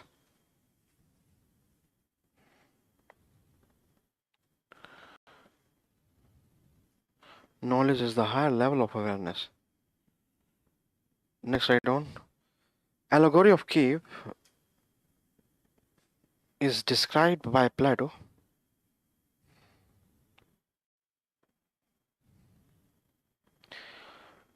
in form of a description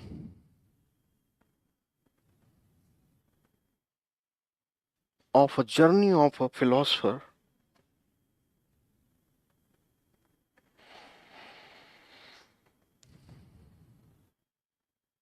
from the realm of ignorance to the realm of enlightenment. To the realm of enlightenment.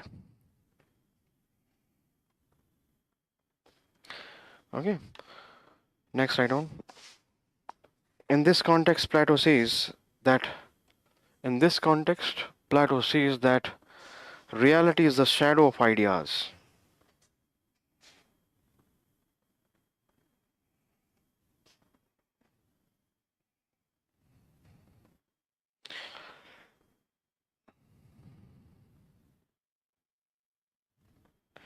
Next line.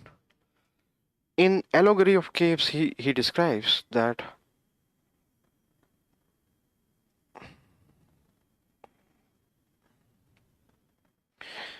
individuals who were chained in the cave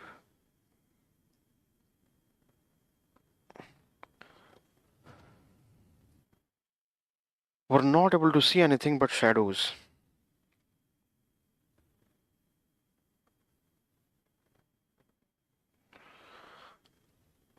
One of the prisoner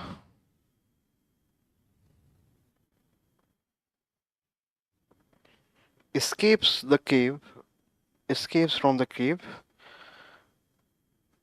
and sees the light of the day.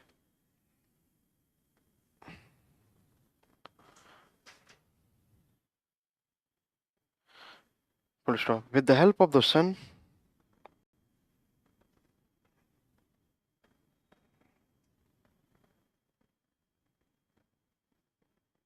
the person first time sees the real world.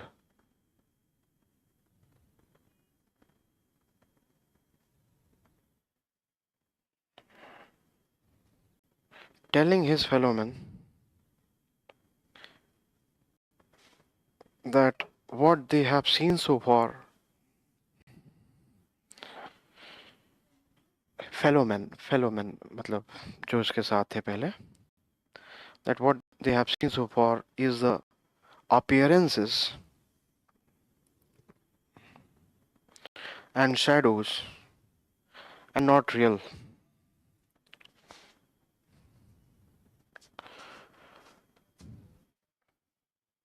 The real world is waiting for them outside the cave.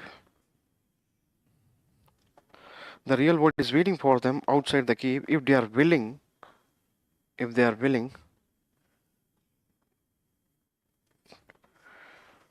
to make themselves free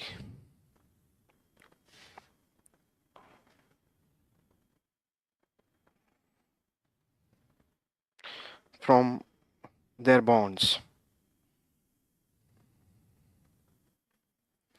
Free from their bondage. From their bondage. Okay.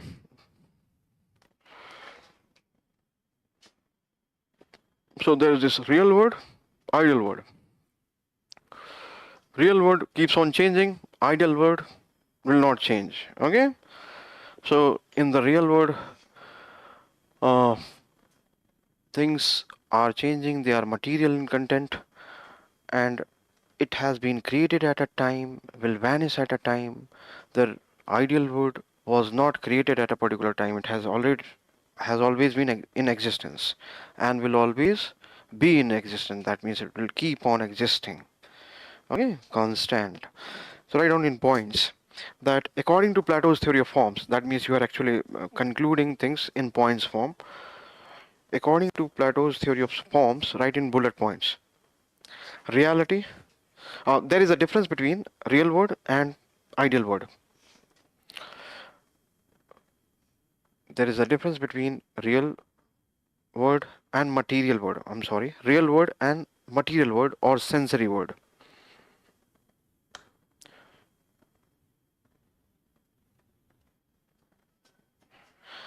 Hello, sir. Just tell me, you.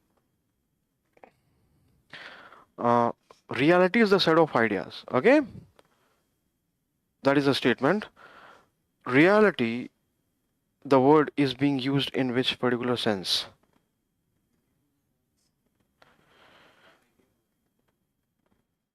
Okay, that is a mistake that you just made again. I am telling you na, reality is a set of ideas. का मतलब क्या है? Reality that you consider to be real. हाँ, ideas. So just make sure the real word according to Plato is the word of ideas. And it is a reflection of that ideal world that we see in material world. So if reality is a set of ideas, what is actually real is idea. And the reality term that he is using is the term that you make use of this material world. You call it real. That is reality, according to you, is a shadow of idea. Okay? So don't make this mistake.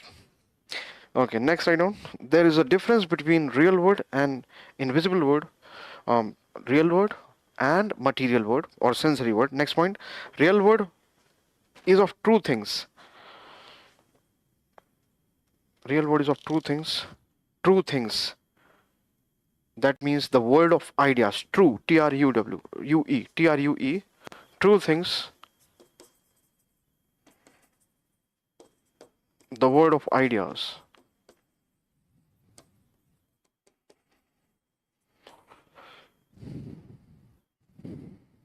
Material word, next line, material word is filled with defects and errors.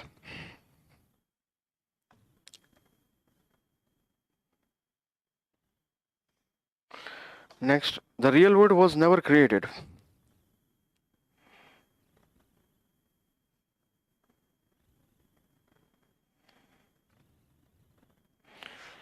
And has always existed in perfect form.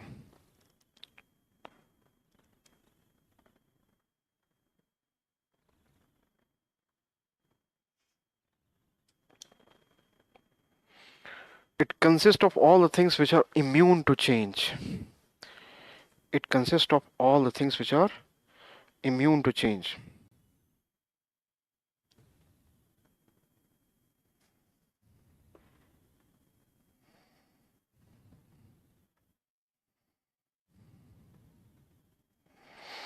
Okay, now yesterday and now comes the context when we can discuss your question actually.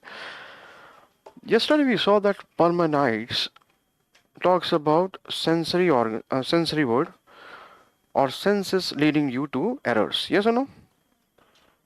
And there you discuss or you saw that how Plato was inspired from that idea. But Plato is not going to completely accept it. Yes? Plato is also going to criticize Parmenides for this. How? For completely rejecting the sensory word. Okay. Now one can argue that if that is what the reason why Plato criticizes Parmenides, then we see the same happening in this case also. Isn't it not the rejection, the complete rejection of sensory word that is happening in Plato's scheme, in his theory of forms? No, that is not happening here. Sensory word is becoming a medium for realizing the world of ideas. How at all this journey starts? When the soul comes to know that, oh, I have seen this particular thing in its ideal form in the world of ideas. So, how this journey starts? Only with this sensory word. So, sensory word also has this significance. It helps in realizing what is real. समझ रहे हो इस चीज को? ये चीज है जिसमें परमेनाइट्स ने इसको डील नहीं किया है. Okay, next write down. The second word, that is word of material, was not the real word.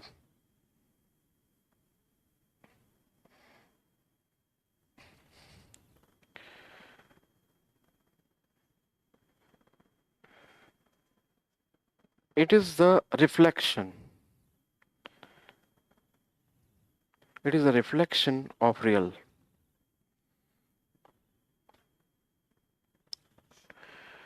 A place to receive the ideas.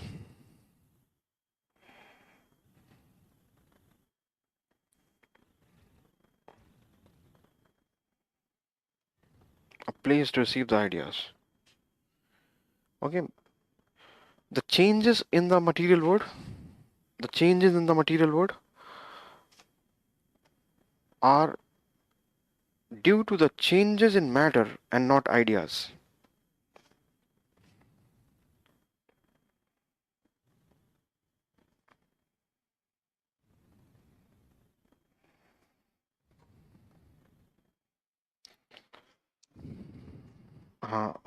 क्या था? What was the last?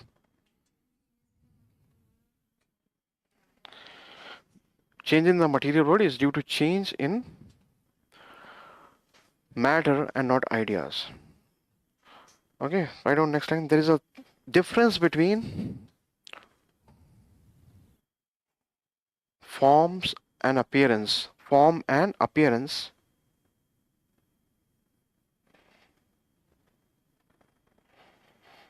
idea and actual,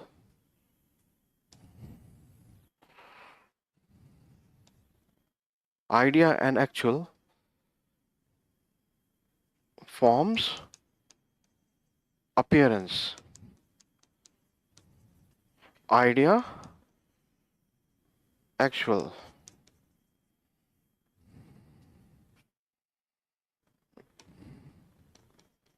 Knowledge, opinion.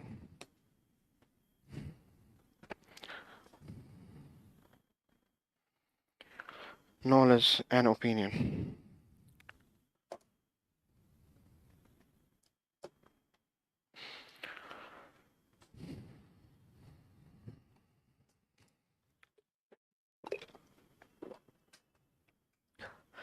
Even the word actual. Okay, so don't get confused. Okay, so what appears to be real is not real. है Appearances are not real. What appears to be real? Write down. What appears to be real is not real.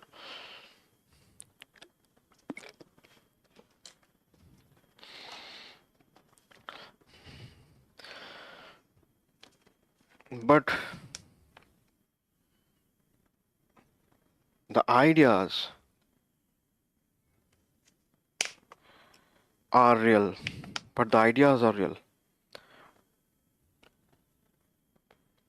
Okay, next, write down. The material world oblique the actual word can attain the real word.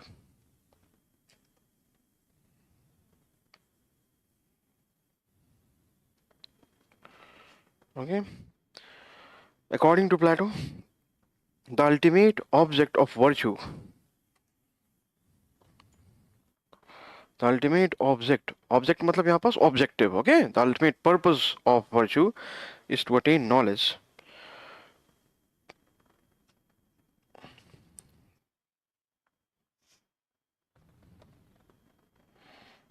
Okay, next line. Virtue is knowledge.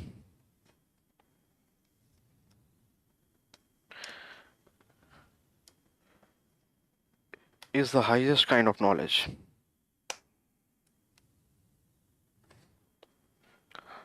Virtue is knowledge.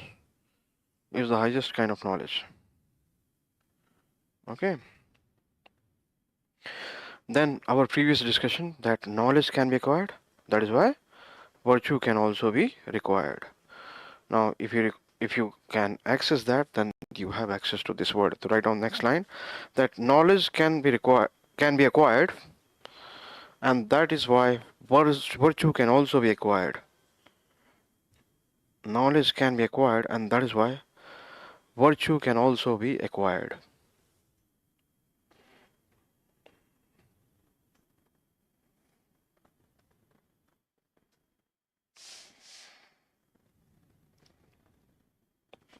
Okay? So this is what is meant by his theory of forms. Any doubt in the theory of forms? Things are in constant flux. Okay, I found this on the web from any doubt in three forms. Okay. If you did not have doubts, this had doubt, huh? Okay. So any doubt here? No doubt. Okay. So theory of forms में क्या है? एक absolute reality. Okay. And definitely behind this absolute reality is the craftsmanship of this divine intervention, something like that. Otherwise, how at all it will exist? That is also Plato is going to address in his philosophy. है ना, हम बच गए उससे. And then flux, constant flux, real world में, material world में, and unchanging nature of real world. Are you able to see this? Then everything is transmigration of soul. So actually the whole story is this, that soul has seen this thing in their real form, and that is why it comes to know this. Okay. अब क्या है कि वो तुरंत क्यों नहीं जान जाती कि I have seen this in real form in Word of Ideas? Because it has been quite a time. The last time it saw this particular thing in real form. तो अब चीजें थोड़ा सा क्या है, क्लाउडी है सोल के लिए. तो इसीलिए सोल सर्चिंग की जरूरत होगी. तो वर्च्यू जो सोल सर्चिंग में, डायलेक्टिक्स से सोल सर्चिंग में क्या करेगा, हेल्प करेगा. तो सोल की याददाश्त अच्छे से वापस आ जाएगी. So this is actually it is happening. Okay, but we are not going to write all that. What makes the most sense, or what is actually most relevant to write, that has been dictated. Okay, but the story is more than that, what you have just noted down. Are you getting this? I told you that the thinker that we are dealing with is also a philosopher of first rank, plus mystical, and disciple of wisest man in Athens. तो भाई इसका थोड़ा सा पकड़ने में time लगा. Aristotle की बातें बहुत जल्दी से समझ में आती हैं क्योंकि वो चीज़ों को प्रैक्टिकल वे में बात करता है. हालांकि कुछ ऐसी चीज़ें वो भी बात करेगा जिसको आपको पकड़ना शुरू में डिफिकल्ट होगा. But I think now you are completely comfortable with theory of ideas. Okay, so it's all about that idea that he's talking about, which he considers. What makes Plato an idealist? Many reasons, but one particular reason that you can now just can talk about is this, that because he thinks that this material world is somehow filled with error. So idealists are going to say that the material world is not perfect. Getting it? Plato is an idealist also because he subscribes to this very important view that all idealists hold, that this material world is somehow filled with some error. If you have to know things in their real form, shape, content, you have to enter into the realm of ideas. Material world, sensory world is not going to give you the correct information. That is what they mean. Okay, this makes Plato idealistic. The next question is, what makes anyone Platonic?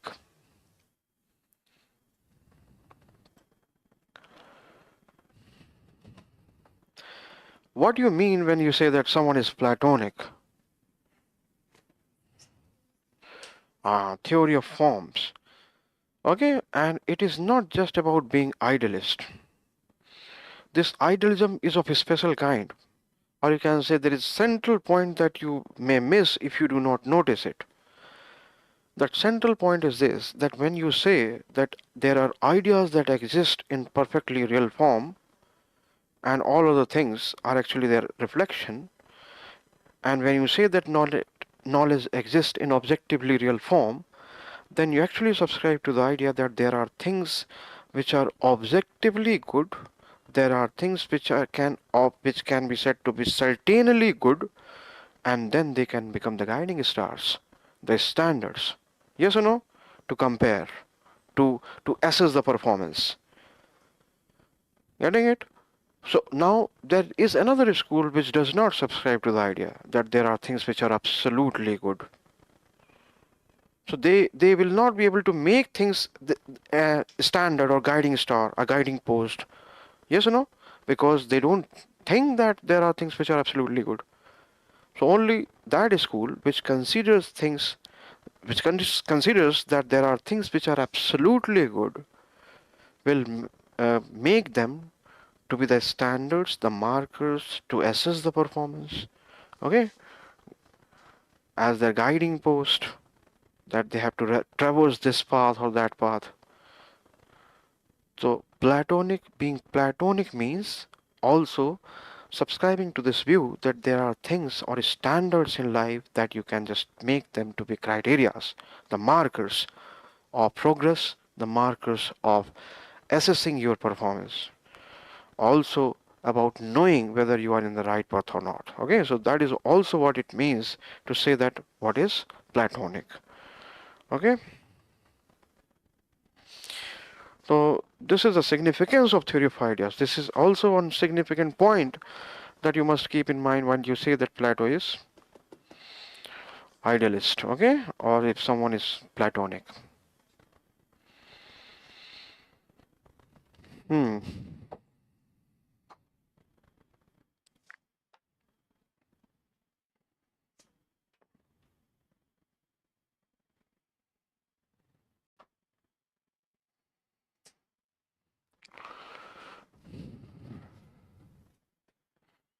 Coming to the next thing, his theory of justice.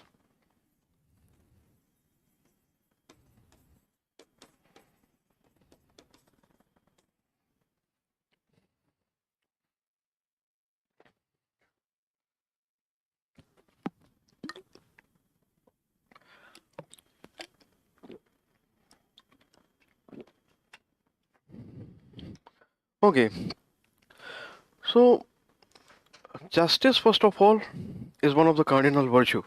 The tradition has it. Yes or no? Greek tradition. But now we are being specific to the justice that is going to be related to a conception that all are going to agree to or should agree to, and will become a building block of a state, a political community. Okay, so first of all, what is the significance of justice? Okay, as per Plato, I'm not asking your opinion. As per Plato, what is the significance? So there he says that uh, without justing, without justice, nothing which uh, is to be achieved by any cooperative endeavor is possible. Because if you recall our discussion on these four cardinal virtues, the very reason that people were made capable of inculcating them was that they could cooperate. Yes or no? Because the lions, elephants, all were very powerful, and individual alone on their own capacity will not be able to deter them, and that is why they need to cooperate. So from that tradition is actually emerging this particular premise that all the cooperative common endeavors need some kind of justice as a principle. Okay, be it political community, or a village, group of villages, or even the group of robbers or dacoits. So, consider yourself robbers, okay, and you do a bank robbery. You commit a bank robbery tomorrow. Even you as a group will require some kind of justice, so that when you loot, that loot must be distributed. Yeah, there should be fair distribution of the loot among robbers. Yes or no? So, absolute essential. Justice is one absolute essential. You cannot just do without it. So, even the robbers or the dacoits need it. Definitely for the same, because why? Robbery was a cooperative endeavor. You must not forget. Okay, robbery was a cooperative. After the cooperative endeavor, justice becomes necessary. So that is also required in case of fair distribution of the loot, the money that you are going to steal or rob. Similarly, political community will also require justice. Okay, for the same reason, because political community is also a cooperative venture. Yes or no? It is a cooperative endeavor. So some principle conception of justice is required. Okay. So that is agreed that justice is important. One absolute essential that is important for political community, because it is important for even for a group of robbers, dacoits. So it is also important for political community to have some fair scheme of distribution. So now coming to this conception that as to what is justice. Again, Socrates is going to debate. Okay.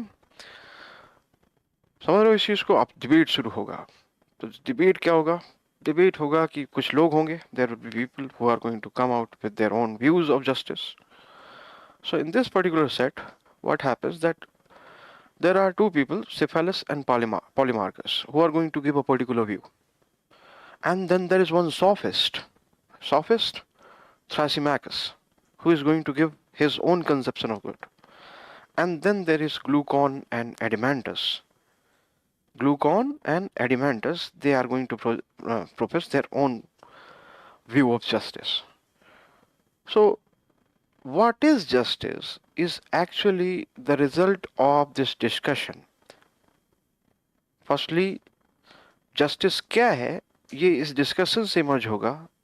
But before he says what is justice, he concludes that the proposal that you made is not actually justice. The conception that you presented is not justice. So, firstly, by showing that what does not constitute justice, finally he arrives to a conclusion that what actually constitutes justice. तो तरीका ये है ना, कि justice क्या है, पहले ये दिखाने के पहले उसने ये दिखाया कि justice क्या नहीं है. ठीक है. तो पहला व्यू आता है Cephalus Polemarchus का, Cephalus and Polemarchus का. तो Cephalus Polemarchus बोलते हैं कि justice is doing what is proper. Okay, that means what is proper to do. That means if you are a good person, then I have to be good with you, and if you're a bad person, I have to be bad with you. That is what Cephalus Polemarchus say. That means doing good to the others who are doing good behavior to you. Okay, showing good behavior to you. So, does that mean that showing bad behavior to someone is going to be justified? That is what he's countering against. Okay, and also included is the view that if I owe you something, then I must return it to you. That is also there. This is the conception, Cephalus Polemarchus. Socrates says that no, justice can never be about doing bad. Getting it? It can never be in that, but it can never be interpreted in that particular line. That something bad is not at all in accordance with the justice. Either it will not be bad, that you are considering to be bad, will not be bad at all. तो bad होगा ही नहीं. ठीक है? जहाँ तक बात आती है किसी को ऐसा देने की कि कोई आपका ड्यू है, मतलब something that you owe somebody, there may be occasions that you simply cannot just do that. Maybe you owe his gun Okay, and now he's angry, so it would not be just to return that gun in that particular moment because he's going to use that gun for some maybe non-virtuous purpose. Okay, so that is what he's saying. So he defeats that argument in a very simple argument. Then comes Thrasymachus कि भाई ये चले गए, अब जाएंगे Thrasymachus आएंगे, sophist. अब sophist क्या सिखाते थे? Rhetorics, है ना, और पैसे भी सिखाते थे, तो कौन सीखता होगा? पैसे, पैसे वाले. Yes or no? So he is going to present a radical view of justice.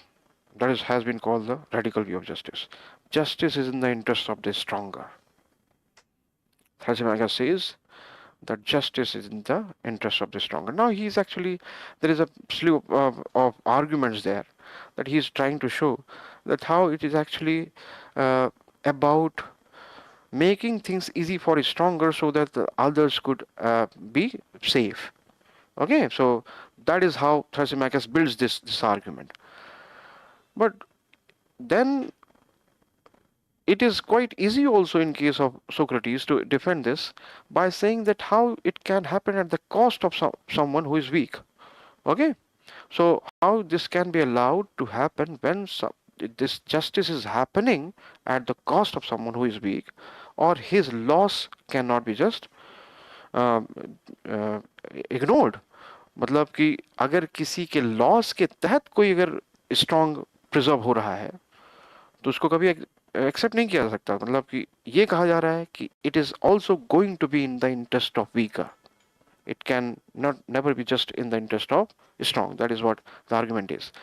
And then come the last argument, Glucon and Adimantus, that justice in that sense then will be in the interest of weaker. So that again Socrates denies by saying that no, it can never be in the interest of weaker alone. It is universal. Okay.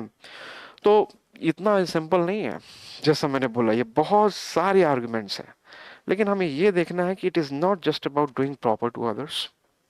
It is not just about making certain arrangements whereby if you give protection to the strongs, then the guarantee of weakers is ensured.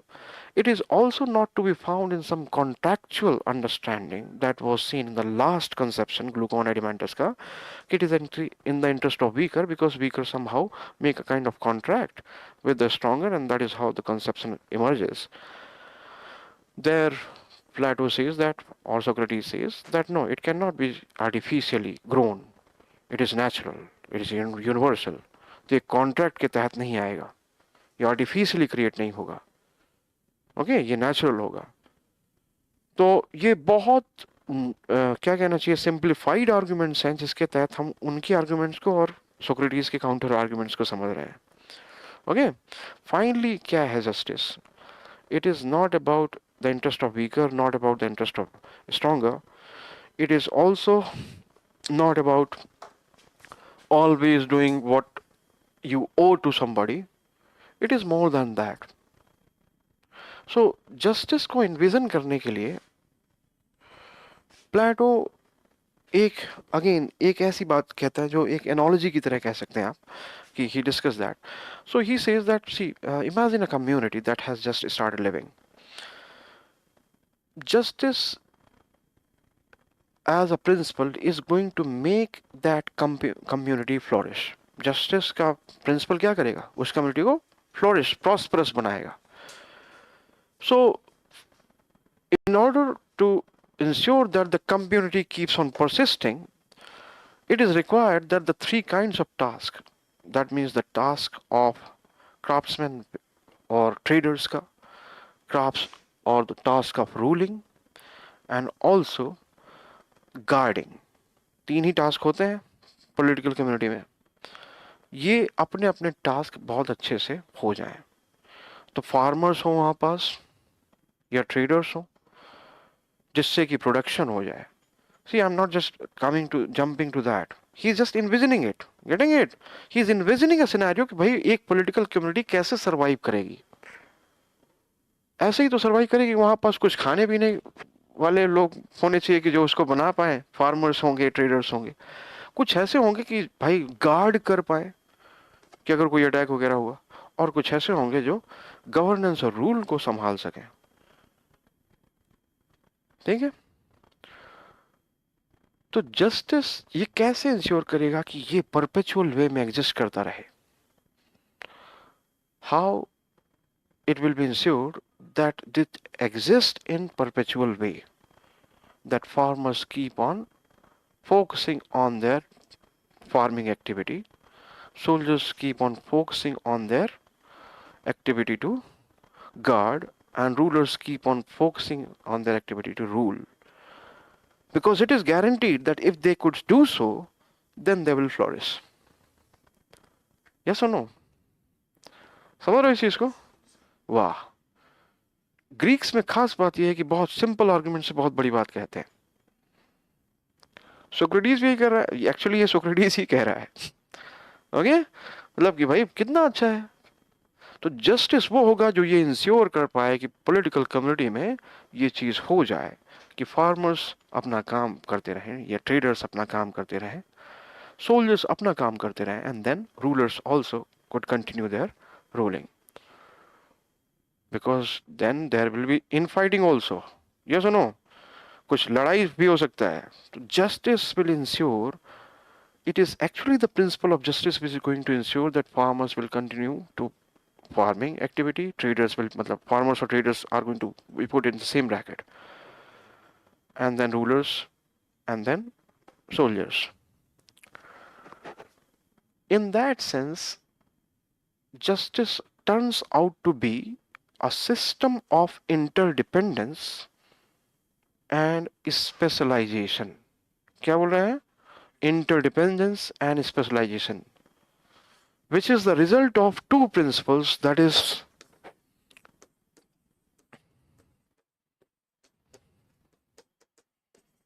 proper stationing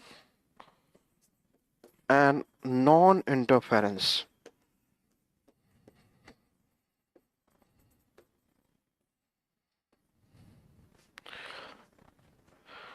See, how he defeats the glucon elementals, वो उतना ज़्यादा debate में जाने की जरूरत नहीं है, बहुत लंबा डिबेट है. But what he presents to be justice, yes, this is to be seen in detail. We can't compromise with the detail here.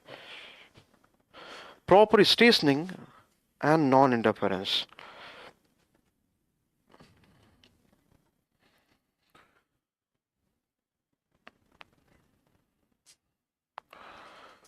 So different people are capable of attaining the virtues. Yes or no? Four cardinal virtues. So there will be people who have certain dominant virtue. Okay, certain dominant virtue. And that dominant virtue is also going to show their predisposition towards something which corresponds to that dominant virtue. समझ रहे हो इस चीज को? That means, for example, if you have appetite as the dominant virtue, then you will be predisposed to indulge in trade activities or production activities, activities related to production, because you want to grow, then you want to sell, and then you want to accumulate wealth. Okay? And if you have courage as the dominant virtue, then you will be predisposed to seek glory in war. Okay? You will rejoice the idea of guarding your city against the attack, because this is a work of spirit. Getting it? तो ये courage होगा तो आप में spirit वाली quality होगी, you will be spirited. और अगर temperance होगा तो आप में कौन सी quality होगी? Appetite. Appetite. तो temperance है तो appetite की quality है. So for temperance as a virtue, the corresponding quality is appetite. Getting it? For courage as a virtue, the corresponding quality is spirit. And for wisdom as the virtue, the corresponding quality is reason.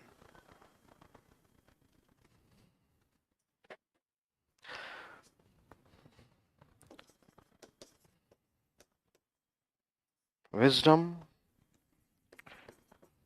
courage, temperance.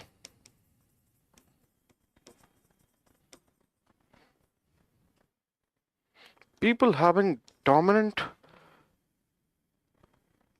virtue as wisdom will be having a dominant quality of reason. People with courage as the dominant virtue will be spirited. So their quality will be spirit. And here it is, appetite. Appetite.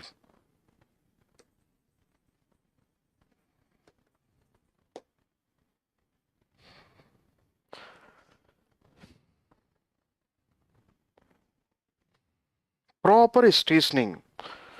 Understand, proper stationing means what? Justice involves the process, the mechanism which could properly station the people having wisdom as the dominant virtue and reason as the dominant quality to be the rulers. Okay? They should be properly stationed to become the rulers. People having courage as the dominant virtue and so spirit as the dominant quality should be properly stationed to become soldiers. Properly stationed, okay? And people having temperance as the dominant virtue will be having appetite as the dominant quality should be properly stationed to become the producers, farmers, traders. Okay? So the first principle of justice, क्या है? Actually, Plato is not listing the principle. You must notice that. It is our study that we have just come to arrive at this conclusion that what he's actually talking about is proper stationing and non-interference. Okay? The Socratic word Socratic का word नहीं है proper stationing. We have come to understand Socrates that this is what he means. Okay?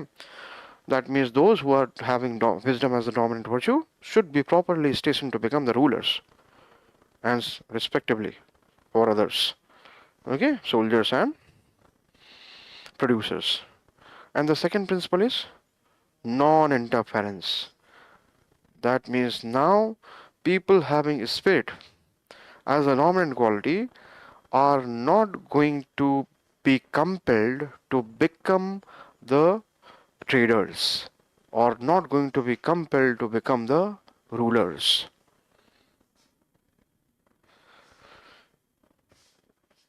So justice involves what? And again understand, it has to be connected with this basic premise that he took before talking about justice. कि वो political community है, उसको कौन सी चीज flourish करेगी? कि भाई तीन जो काम चाहिए वो अपने आप होते रहे. Getting it? इसी तरह से कम्युनिटी फ्लोरिश करेगी. तो जस्टिस अपने आप में वर्च्यू है, लेकिन दूसरी वर्च्यू से अलग कैसे है? दूसरी वर्च्यू है जस्टिस वर्च्यू इन एक्शन है. Virtue in action. Justice is a virtue in action. Are you getting this? So, wisdom is a virtue, justice is wisdom in action. Those who are predisposed to become the rulers should become the rulers, are allowed to become the rulers. The mechanism, if it is able to have that arrangement, then we can say justice has happened. So if you allow the one who is spirited to be courageous, that is justice. Courage is virtue, justice is allow him to become courageous. That is justice. Virtue in action.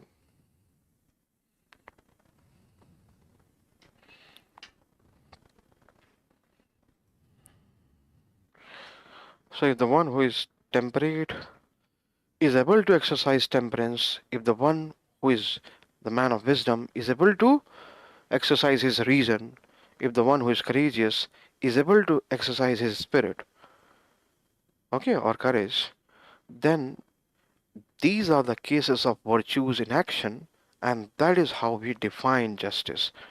Okay, these are the cases of virtues in action, and that is precisely how we see what is justice. Virtue in action.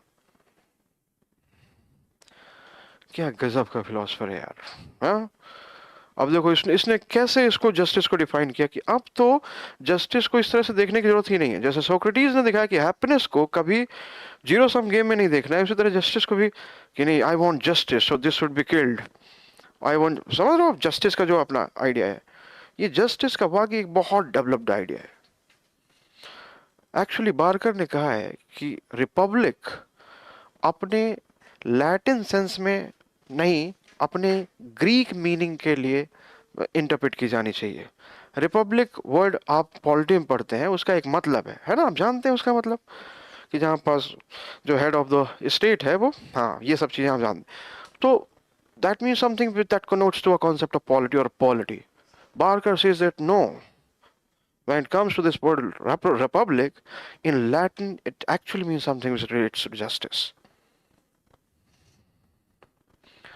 Okay, justice, तो ये चीज क्या है, actually वो justice से relate कर रहा है। पूरा का पूरा रिपब्लिक का काम क्या है, वो रिपब्लिक का टाइटल क्यों है। बार्कर का ये कहना है कि it actually connotes justice, not a form of polity और पॉलिटी। सो वो जो जो आप मीनिंग जानते हैं वो लैटिन मीनिंग है, ग्रीक मीनिंग। बार्कर का कहना ये है, मैं बार बार बार्कर ये बोल रहा हूँ क्योंकि this is a big argument, yes no. यही आपको आंसर भी करना होता है जब आप कुछ करते हो ऐसा कुछ धमाल टाइप, तो उसमें लिखना होता है स्कॉलर को, है ना, कि भाई ये आपका आर्ग्यूमेंट देखिए, ये समाइन ने कहा है ना। बस now you are safe, it becomes more authentic. ठीक है, अब अपने से क्रिएट नहीं करना है उसमें कि समाइन ने कहा है कुछ अपने, वो फिर बहुत ज्यादा इतना समझ में आ जाएगा सामने वालों को, क्योंकि आपने अभी 1-1.5 साल से समाइन को पढ़ा है, लेकिन उसने हमेशा पढ़ा है। तो ये भी नहीं करना है कि जबरदस्ती समाइन ने कहा है, कभी नहीं, ये गलती मत करना यहाँ पास, होगे। अरे इतना जान जाओगे कि भाई पता होगा कि किसको कैसे कोड करना है। ओके, तो यहाँ पास ये this is about his concept of justice, you understood it. Do we have time for dictation?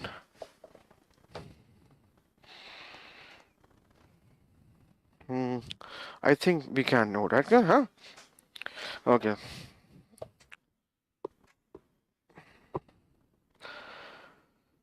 So write down theory of justice. Now just describe that scene. Okay, Cephalus Polemarchus का view क्या है? So the theory of justice emerges when Socrates is debating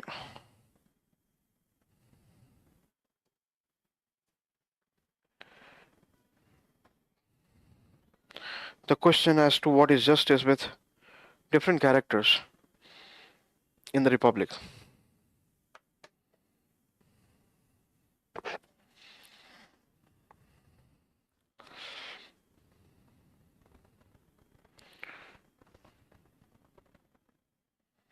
Okay, so as per Cephalus and Polemarchus,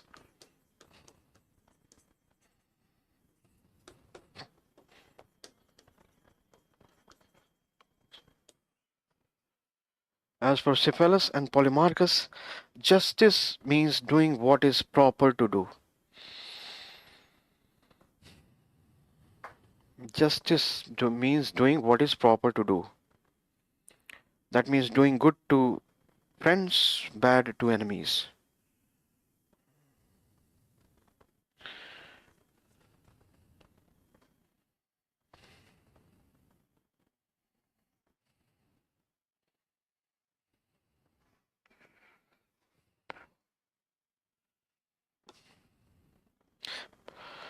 Plato counters this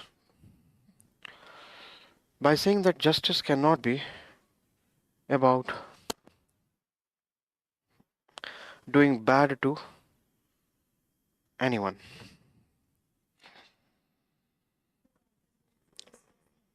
It cannot be about doing bad to anyone or being bad for anyone.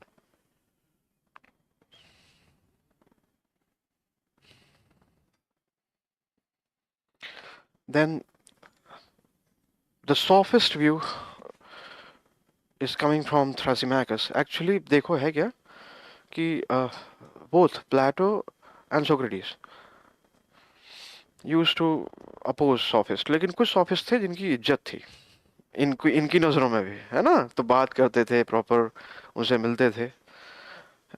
सॉफिस्ट in general वो oppose करते थे, लेकिन कुछ थे जो उनके circles में भी थे। ठीक है,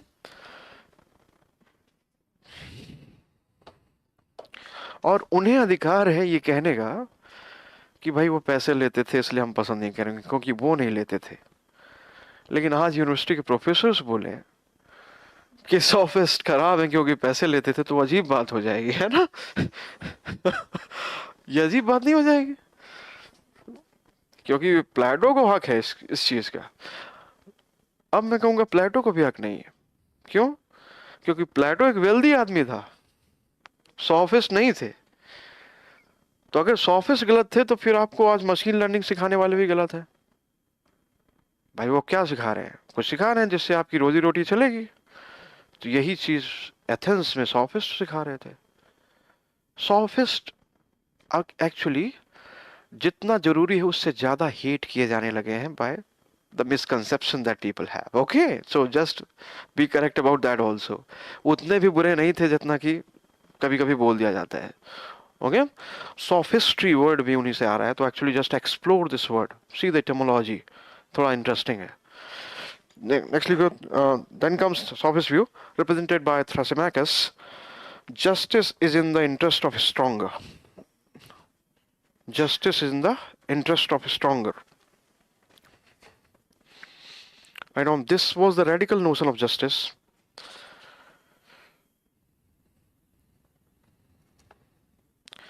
But Plato says that justice will always be in the interest of everyone.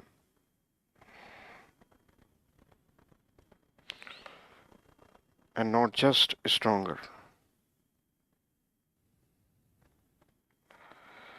And not just stronger. Then next, Glucon and Adimantus.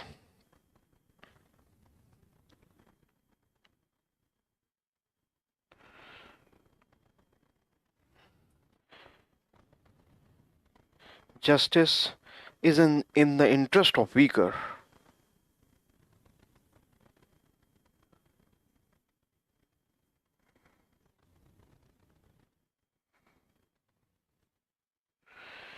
That is the artificial conception of justice. It is the artificial conception of justice.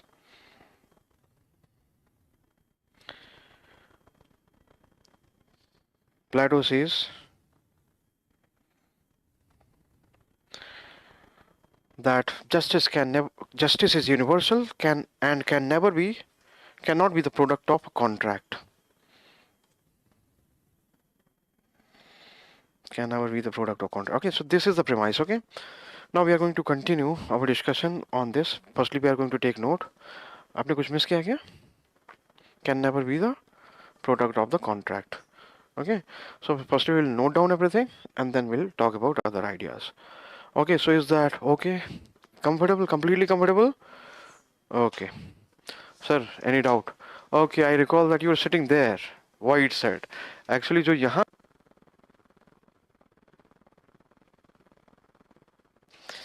हाँ correct, कोई doubt नहीं? ठीक है, okay.